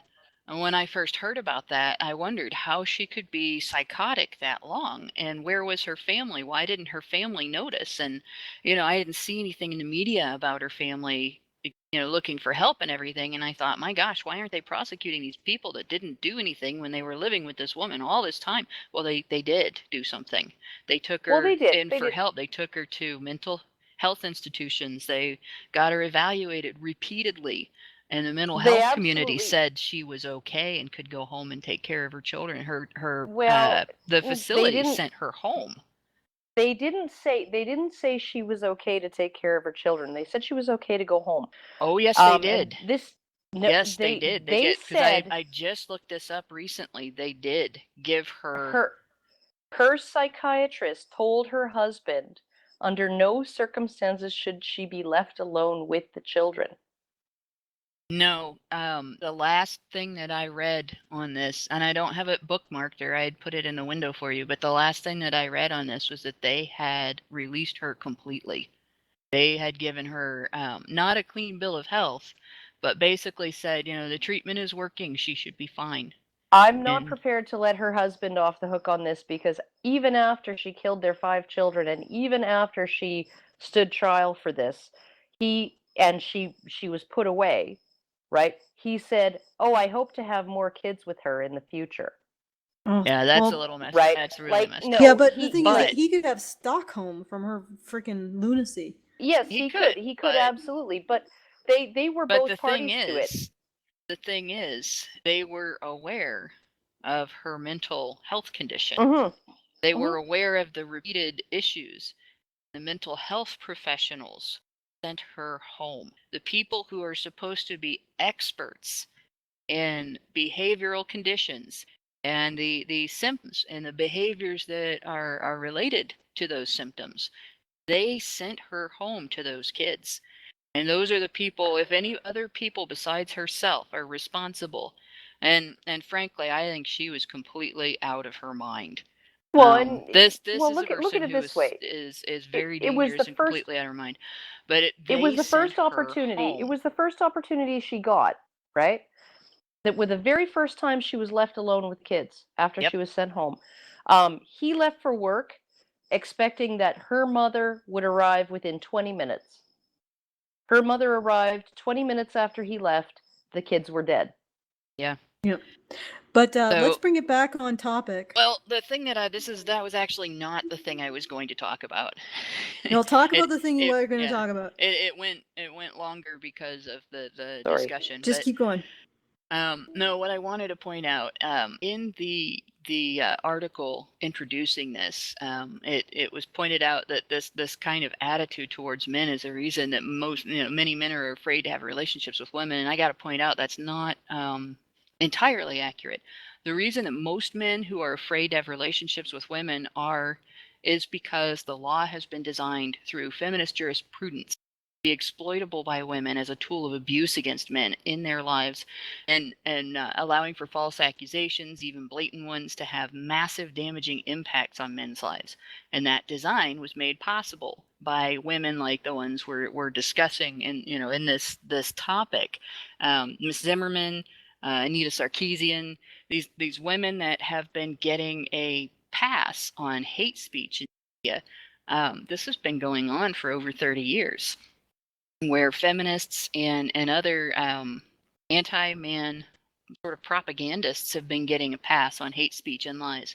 The media has been vomiting out their buzzwords, feminist sound bites, feminist promoted concepts, feminist propaganda that whole time. And Gen X, Gen Y, and the millennials have spent our whole lives listening to established media act as feminism's personal bullhorn. The result has been a further screwing up of our already started to be screwed up legal system, and a widening of the rift between the sexes from something that was kind of comical to this exaggeratedly dysfunctional point that we're at today. And maybe it's time that we started a new mainstream media and just dump the establishment media and don't call them mainstream anymore. Like I've been saying all along, they're not mainstream, they're establishment. They're not ours. We don't need them. Start reporting yourself. Yeah. Did you break up with Rupert Murdoch? Yeah. Okay. I have my name, and I'm going to defend my piece of meat now. I wanted to say something in terms of what men and women are respectively allowed to express about each other in the context of my own writing and explorations of gender as a dynamic. When in my science fiction story, I created an alien race. I didn't make them an exact gender flip because people usually do that and they just flip it back in their mind. and then they just completely ignore what you're saying because they're just like, oh, well, the men are women and the women are men. So it's not a complete. And one of the reasons why I couldn't do a complete gender flip is because if I had made the male aliens, gave them the kind of latitude that women in our society have to speak about men and to behave towards men, if I gave them that kind of latitude to speak about women and behave towards women, I couldn't make them sympathetic. There's no way that right now I could write them in a sympathetic light. And I actually tried, before I did this particular story, I tried another science fiction where I did do more of a gender flip. And the men that resulted were so vile. And I'm talking about taking the latitude that women are allowed, even in the media, taking the latitude, taking these concepts that these feminists are putting into the media. They're climbing up on this podium created by the media and shouting out. If I put those words, and I did, in the mouths of male aliens towards the female aliens of their species, they became absolutely unsympathetic and vile. Like, I couldn't write them in a way that even I could tolerate writing them. They were just horrible. They were just incredibly horrible people. And it's amazing to me that we don't even see that. When we go in our society, this exact same thing that we allow these feminists to shout at men constantly. You put them in the words if they put them in the mouths of men towards women, that group of men becomes vile. And they become horrible people. They become despicable and unlikable and unsympathetic. And yet we allow this, and we still have sympathy for these people spouting this stuff. And eventually I just abandoned that particular project. I'm like, I can't do a direct gender flip because I can't write about these men. They're just, I can't make them sympathetic. People will read this and they'll be like, I hate these people.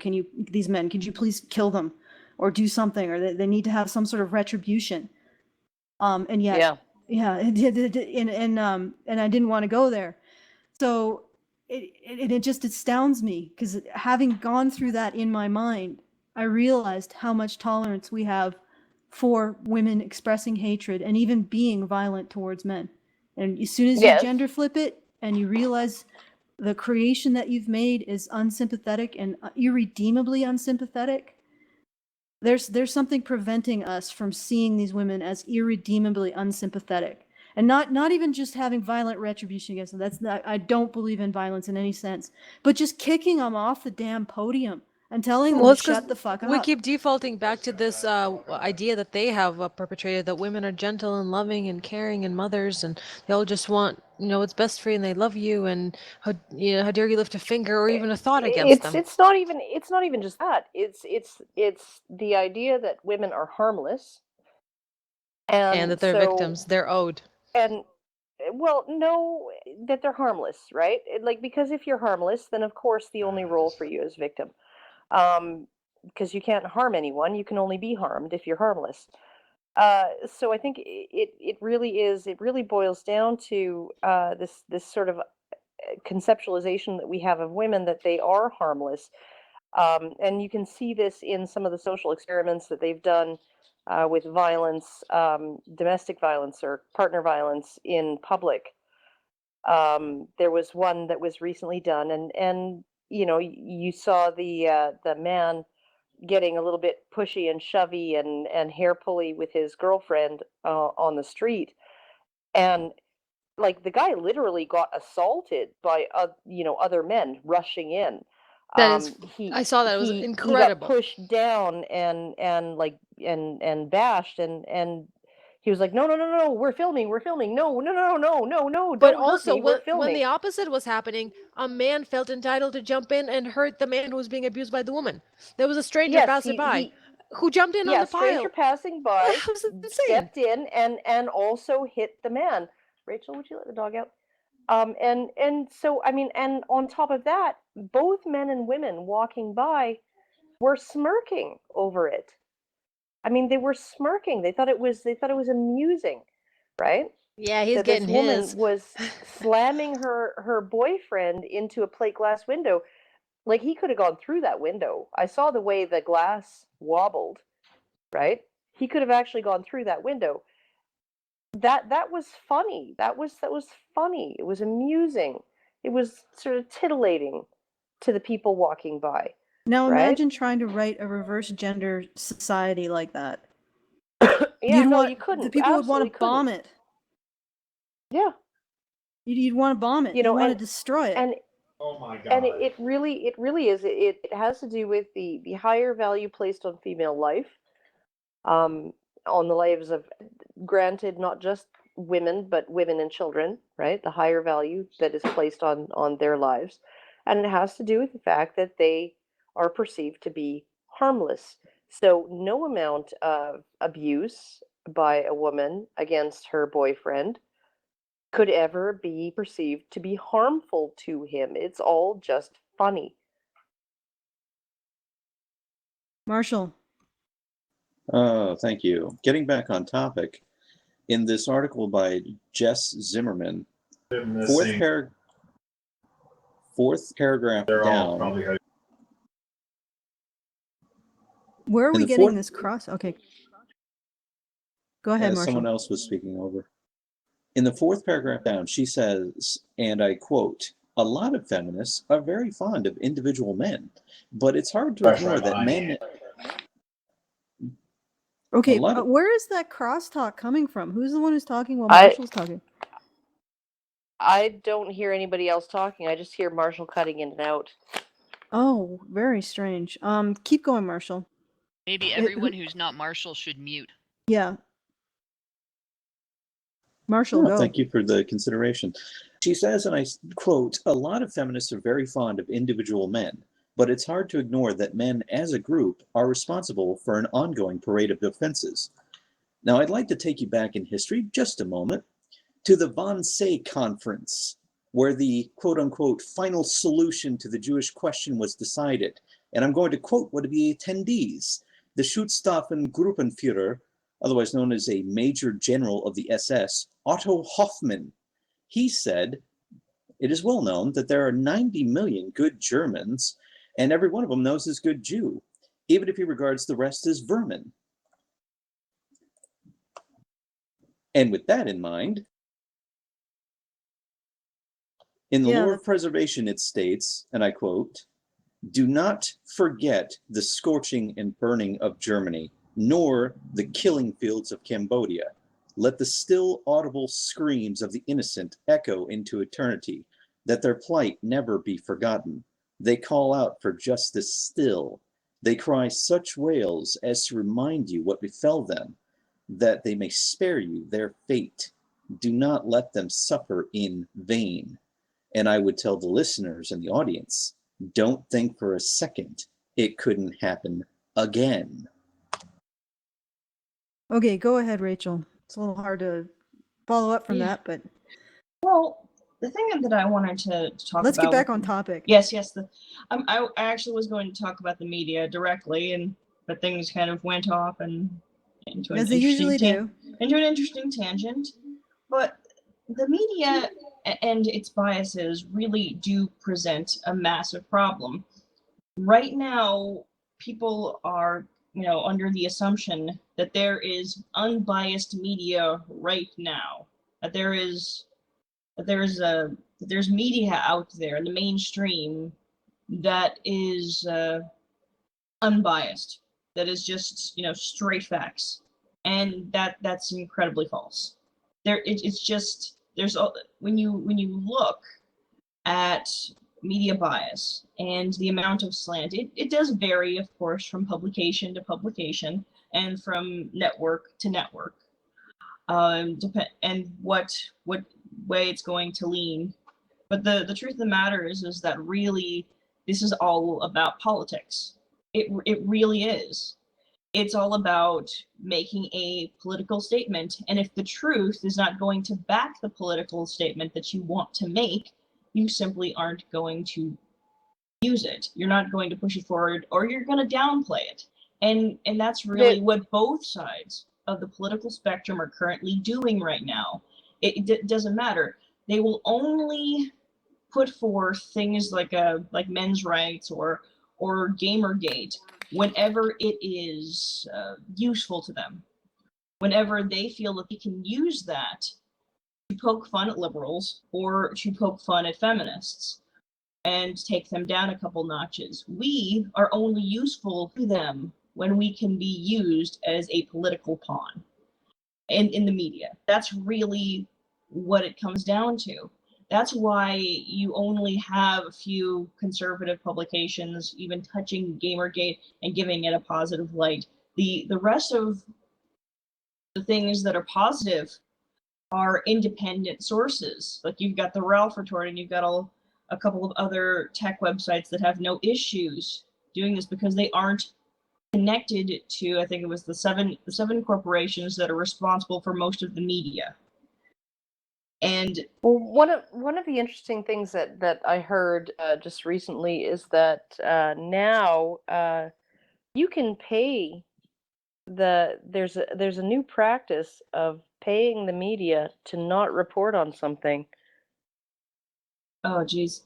And there's also native advertising where a company will post an ad where it's meant to speak favorably about something in particular that will further their own ends. And they may or may not make it incredibly obvious that this was placed here by Dove or General Electric or whatever. It's getting to be a massive problem, and there's going to be a need for massive reform or for there to be a new media. Because many people were under the impression that with the fifth state, bringing the media online, that you were going to have a freedom from all of that establishment. And then yet, what are we seeing? We're seeing the exact same bullshit that the establishment has been putting forth for years. And it's there, Yeah. it's even worse because then you'll see things like people can go and cite like 5 different feminist editorials in a proper news article, and that somehow adds up to facts.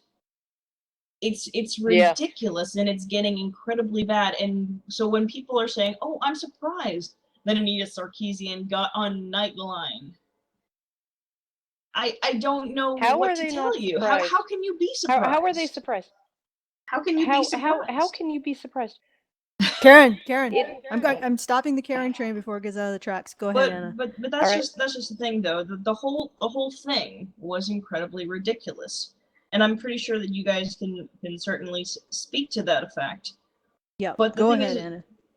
Yeah, well, I'm really happy that YouTube exists once again, in sense of things like RT and Breaking the Set and Young Turks and just all these independent channels, and us at this point. And nobody's stopping really people from having their own little studio and having news out there, because really television and all that is kind of a dying out thing that our grandparents watch, and I would predict that YouTube and things like Netflix will replace channels in the near future if we hurry it along, and I think we should, so that we can get that new media.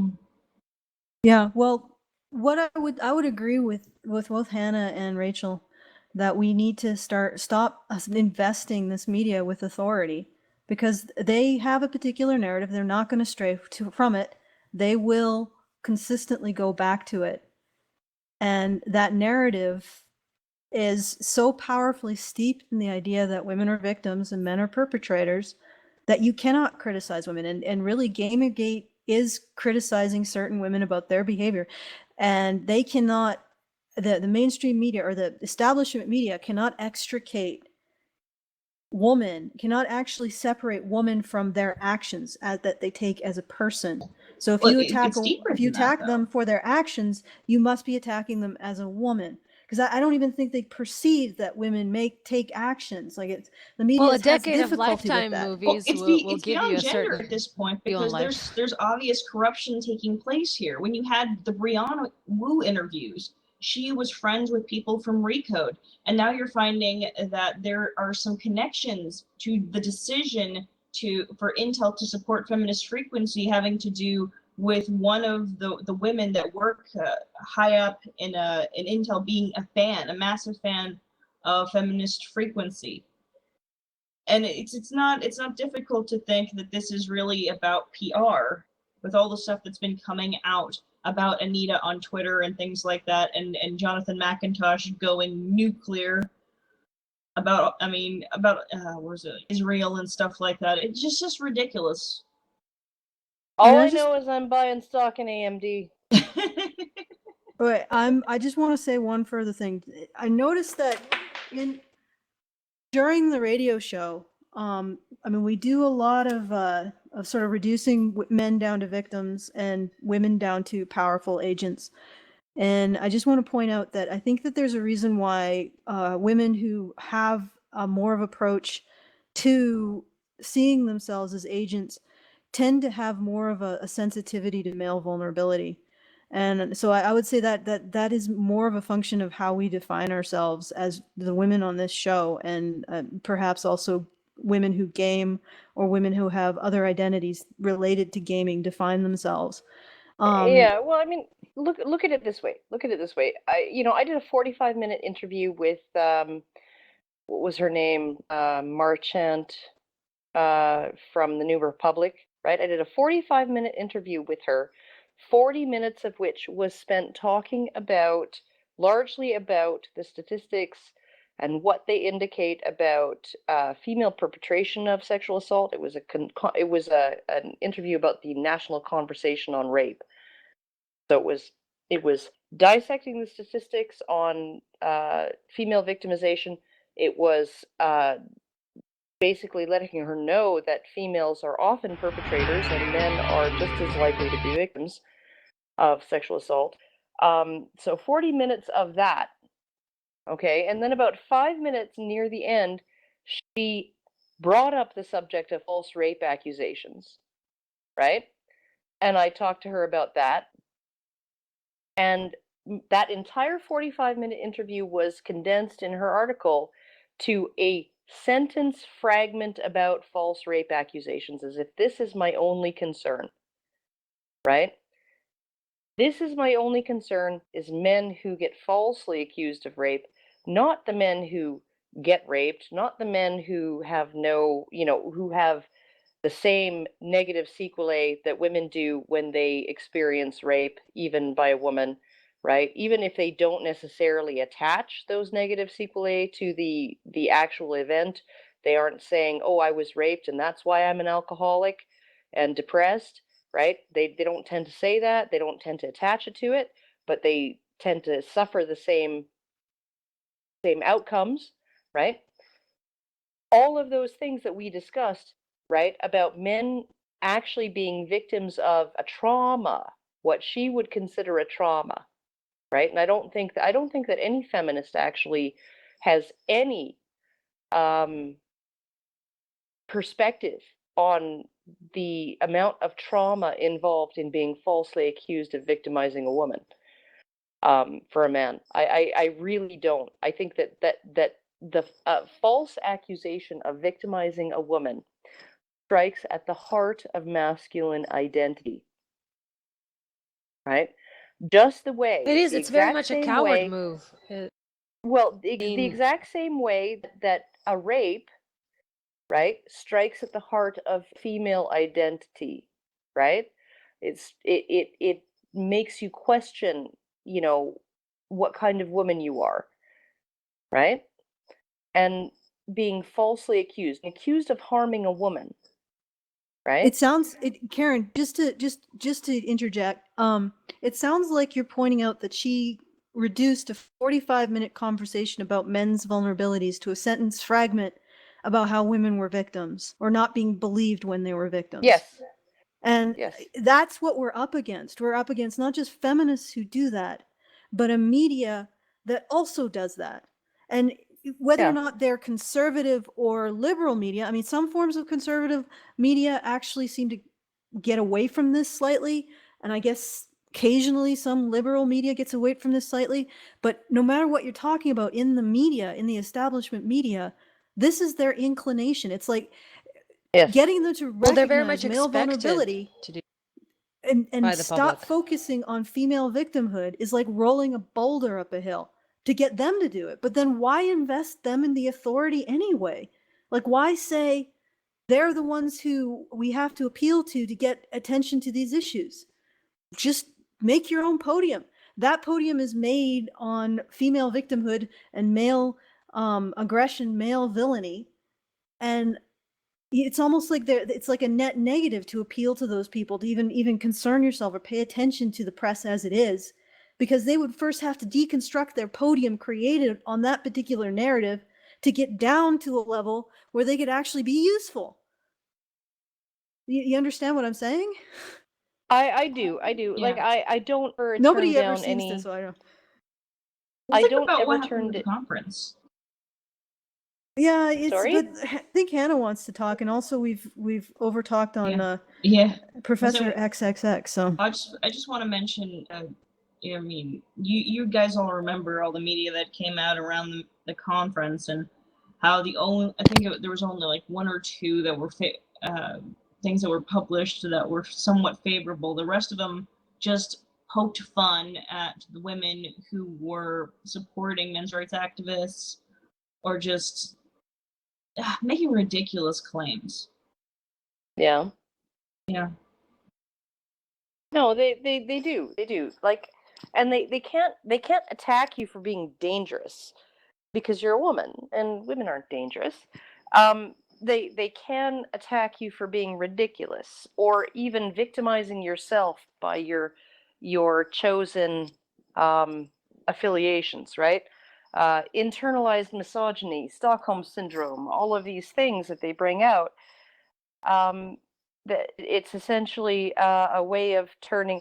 Karen Strawn, am a victim of internalized misogyny.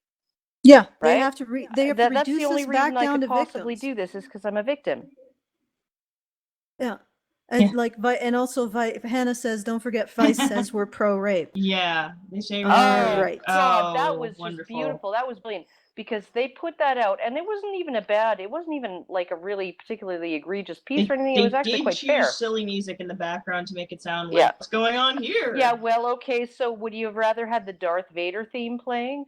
I mean, Yes. like, Yes, honestly, Yes, I would have. actually, but so they basically put out a video that really wasn't that bad, considering what typically gets put out, right? And they call it "Meet the Women," introducing the women of the men's rights movement, right? And then a month later, they change it to "Anti-feminists claim rape victims deserve it," or something like that. Yeah. And I'm like, well, what do you what? expect from media? Like, can you expect anything else but this bullshit? And this is the same media organization that published a piece which was favorable towards Femin. How could anybody favorable towards Femin, other than Vladimir Putin? I saw the picture. He gave them 2 thumbs up. They also published a piece when they were running at him bare-breasted. He was like, "Oh, tits, woo!" The other. I was about to ask, where were those thumbs up? They were up because he was staring at her boobs, and he was like, "Oh yes. yeah, it was Vice, and they also, I remember there's another piece that was published in the same week that our piece was, which was I fertilized my own. So I fertilized my own garden with my own menstrual blood or something. I'm like, are you serious? This is news? What are you doing? I mean, it's actually, to be honest, it's just, it's like a decomposing substance. So it's like fertilizing your garden with horse manure or something. It's not really that big a deal, but it's also not news. It's just but usually she was choosing they to do it as a statement about being in touch with nature and like the mother goddess or some shit like that. This is yet another fucking Eve Ensler bullshitty miraculous mystical vagina woo woo crap. Exactly. No, vaginas are they are no more romantic or wonderful or miraculous or mystical than your spleen or your liver, right? They just aren't. They're just part of your fucking body. Get over it. Some of them are pretty, some of them are not, right? They all sometimes secrete unpleasant things, right?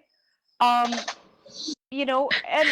sometimes they itch. Oh my goodness. Like, fucking get over it. It's not like some kind of fucking form of divinity, Like, what the fuck is wrong with these women?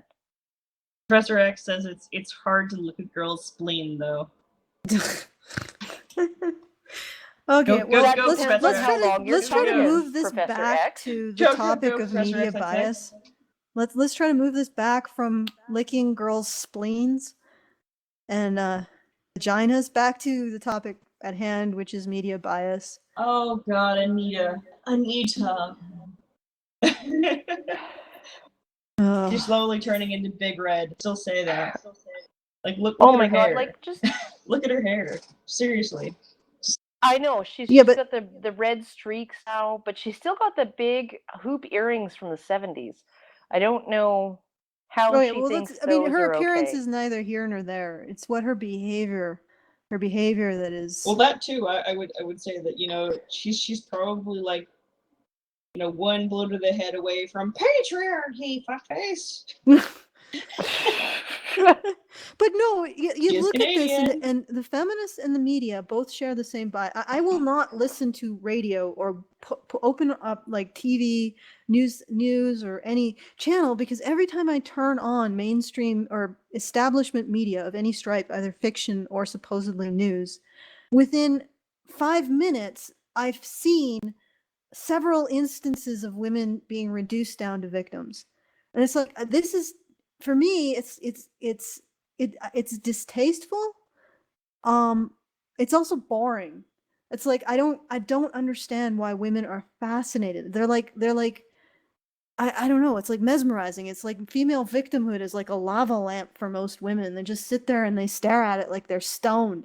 It's like, what the fuck is entertaining about this? But the media is constantly presenting it, and in fiction and in news stories. And I was talking about it because I was turning on the radio, and they were talking about some 16-year-old girl who was killed by two 16-year-old boys, and I was like, oh yeah, of course. I actually turned to my husband, okay, we're listening to the news. How soon before they reference a female victim? Of course, it was within like 30 seconds.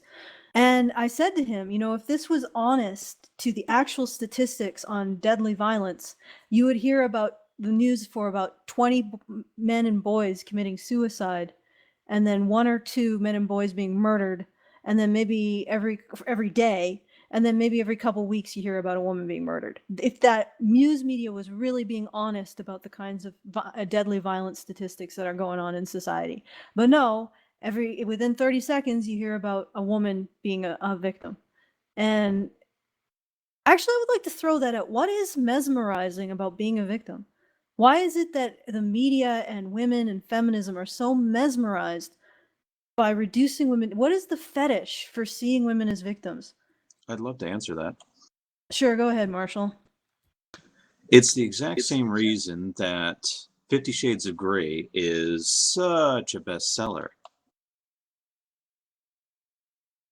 Yeah, the but that's idea, I think that's the idea of having their own control over a situation being taken away from them is somehow fetishized. I'm not sure what part of the female psyche is so in tune to that concept, but it seems to be a constant in all romance novels, as Karen has so said many a time before, that most commonly the woman in the story will actually resist the sexual intercourse right up until the last second, but she will not profess this to the man that she has finally consented.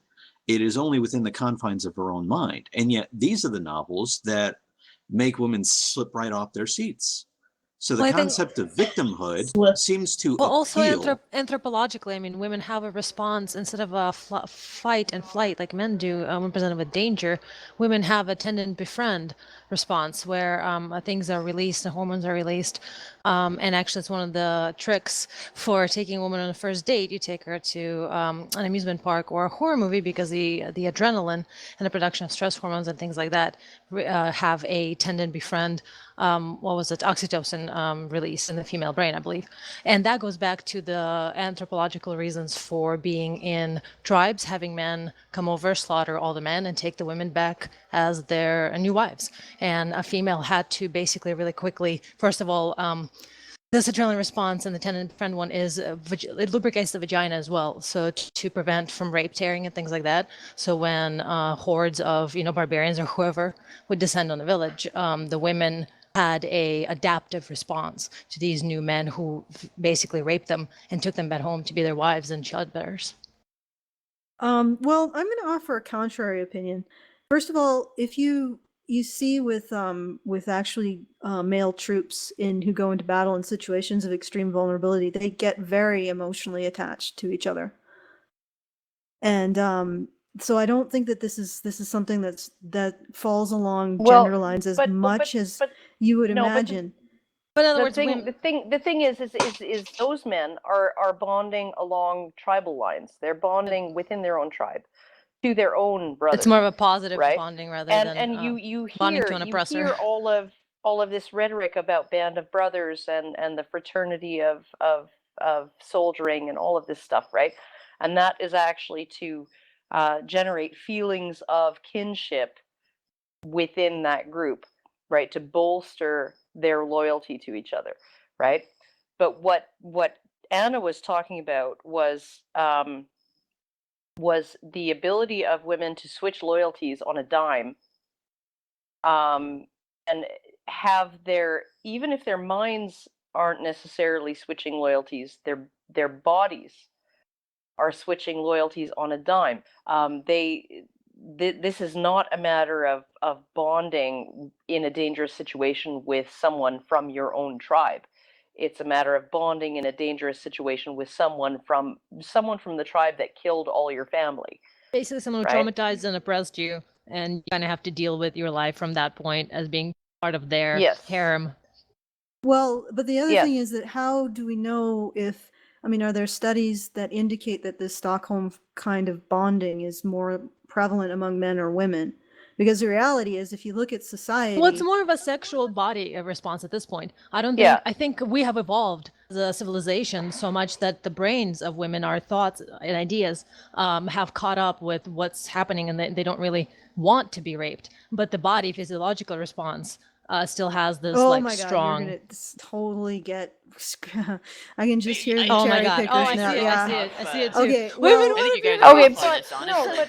what I'm saying too, though, is that men will do what they have to do to survive. Of course they will, right? But what men generally had to do to survive was they were put into forced labor, right? If they were taken as slaves, they were put into forced labor.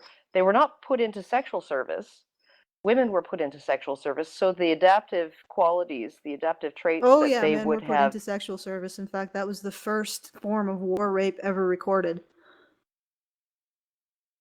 So, it was in the Egyptian Book of the Dead, actually.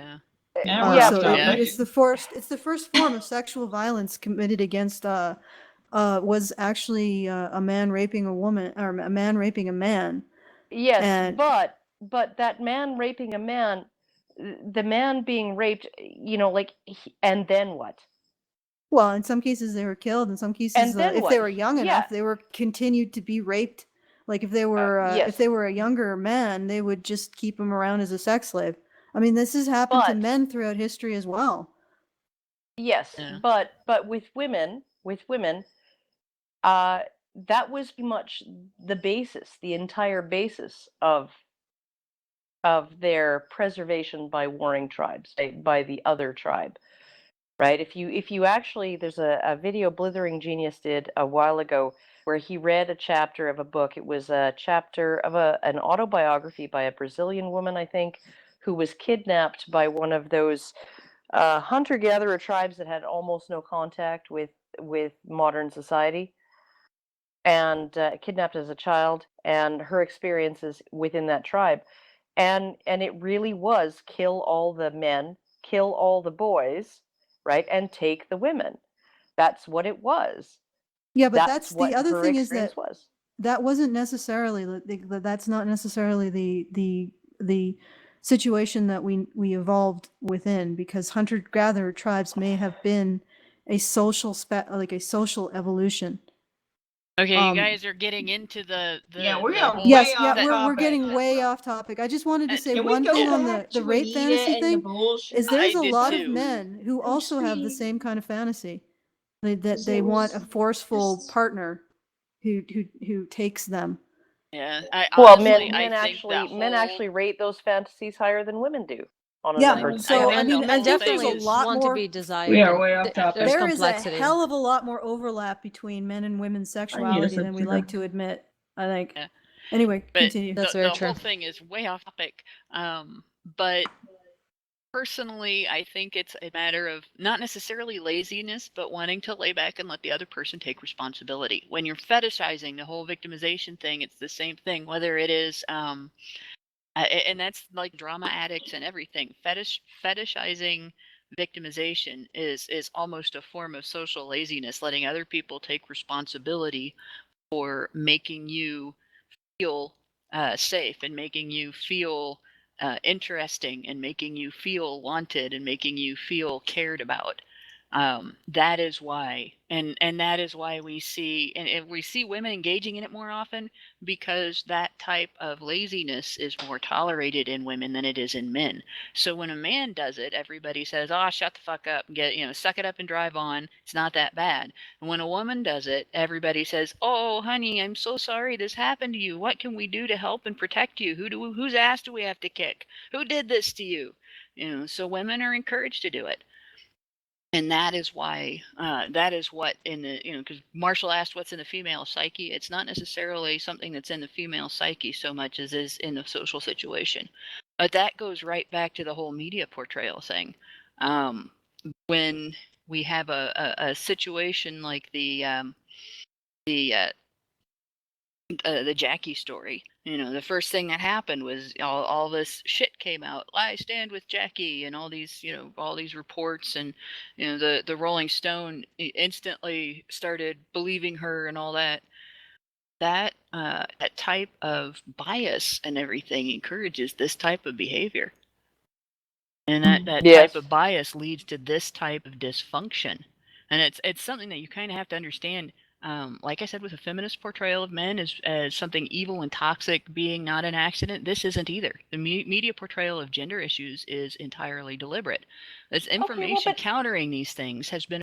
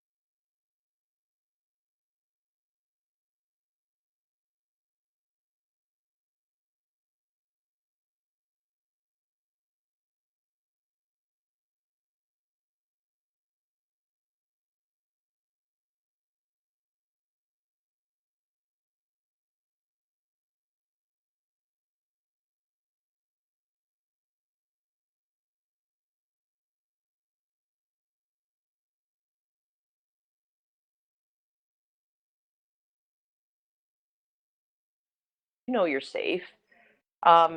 You're Okay, everybody, safe. everybody, Karen, Karen, but I'm going to need you to stop because we're having technical difficulties and your ranting is not coming through.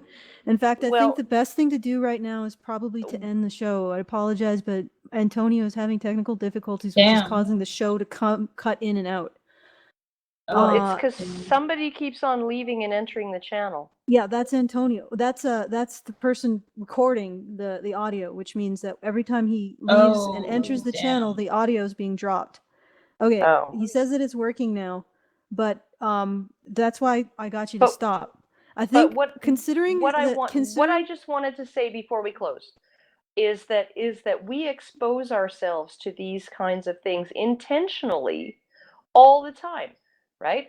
We like horror movies. We like slasher movies. We like those kinds of things. You like the right? drama. So of course, Jackie's story is going to be a story that appeals to people, that they're going to be very interested in reading about, because they get a vicarious sensation about it, right? In the safety of their own homes, right? That's why those stories appeal.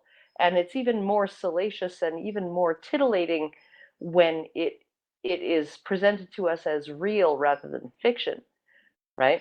So, like, there's really nothing that's so difficult to understand about how the narrative of a brutal gang rape, um, why that would appeal to people, and why they would latch onto it, and why they would be so interested in it. Of course they would, right? For the same reason that they want to watch, Saw, or Cabin in the Woods, or other movies that show horrific acts of violence and horrible things, right? People are they have people have an interest in those things. Well, they have an those interest kinds of specifically things. in seeing women as victims and men as aggressors. There's a fascination to it. They absolutely do. And Right? it's really hard to present a narrative of reason and fact checking when that fascination for that is so strong. And it's more than just feminist media bias. Well, because and when a story argue comes that along, it hits feminism every is button, right? yeah, A it hits story every comes button. along and Feminism hits every single button as well. Like, and that's why the feminist narrative is so easily just slips into the media and becomes the dominant narrative, is because it still hits all of those more primitive traditional, or so-called traditional, I wouldn't say they're completely aligned with traditional, but those primitive notions of gender, that men are aggressive, women are retiring flowers, and feminism just buys into that. So their narrative ends up reigning supreme simply because it isn't anything new. It isn't anything it really progressive. isn't. It isn't. When with that, Well, I think we should It doesn't probably challenge anything. No, it Well, challenges not a damn thing. It's not the only narrative, though. There's several different ones, like but missing Rachel, white woman syndrome. Yeah, I know, and many more narratives that we can talk about, but definitely the feminist narrative is the one that reigns supreme. And like Karen was saying, like I was saying, it reigns supreme simply because it is nothing new. It is nothing new under the sun. And with that, I think I'm going to call the end of the show. It's say hi to the new boss, just as sexist as the old boss. Yeah, just as unconsciously driven by the same bullshit as the old boss. Yep. And yeah, so media bias exists. It's in favor of feminists because feminists aren't actually saying anything new. And well, yeah, not all of it, but yeah. And so if you want these new ideas to take root, then I'm gonna shill. I'm gonna shill the show. Damn it, Ellison, fucking shitlord. Yeah, I'm such a fucking shilling shitlord. So I'm gonna shill this, and Like, this we're podcast. dues. Donate to our Patreon. Are you? Yes. I see what you did there. Yes, I ended the freaking show. This is it. This is the wall, my friend. We have hit it. The wall. Okay. And and the wall has a graphic and if on you it. don't eat your meat, you can't have any pudding. That perhaps our producer will be able to put up. I don't know. If you don't eat your meat, you can't have anything. Maybe our producer will now put up the graphic for the Patreon, if that's even possible. Yeah. How can you have any pudding if you don't eat your meat? There is the badger eating its pudding, or her pudding, whatever. I like how Allison doesn't get this joke. No, I do get the joke because I have watched The Wall. In fact, that was possibly my favorite movie when I was a kid. I love that freaking movie, but you were watching that as a kid? Yes, I watched. Bits? I have the very, very strange man for a father. Very strange notions of what's acceptable to show kids. But yeah, if you want a contrary message, an actual challenge, like a message that challenges this so much. almost. like omnipresent notion, hegemonic notion that women are victims and men are villains, because we're it. Anita has the entire podium that constructed by media to promote damseling as an effective social strategy for the entire world. And we have this podcast. Yeah. But if you appreciate what we're saying and what we're trying to do, which is to bring about some modicum of sanity between the genders, consider donating so that we can produce more shows and do more stuff related to this counter narrative, this narrative that actually challenges the notion that women are victims and men are villains, and brings That attention challenges to the status quo. Yeah. If that makes you tingle, as it were. Subversiveness always makes me. That makes you slip off your seat. Oh, does it? Please ever? do. If it makes you Consider feel donating. funny in all the right places. Yeah, if it makes you feel It funny. never Consider makes me donating. feel funny. It just makes me feel good. Make Karen feel good. Feed the badger. Good night.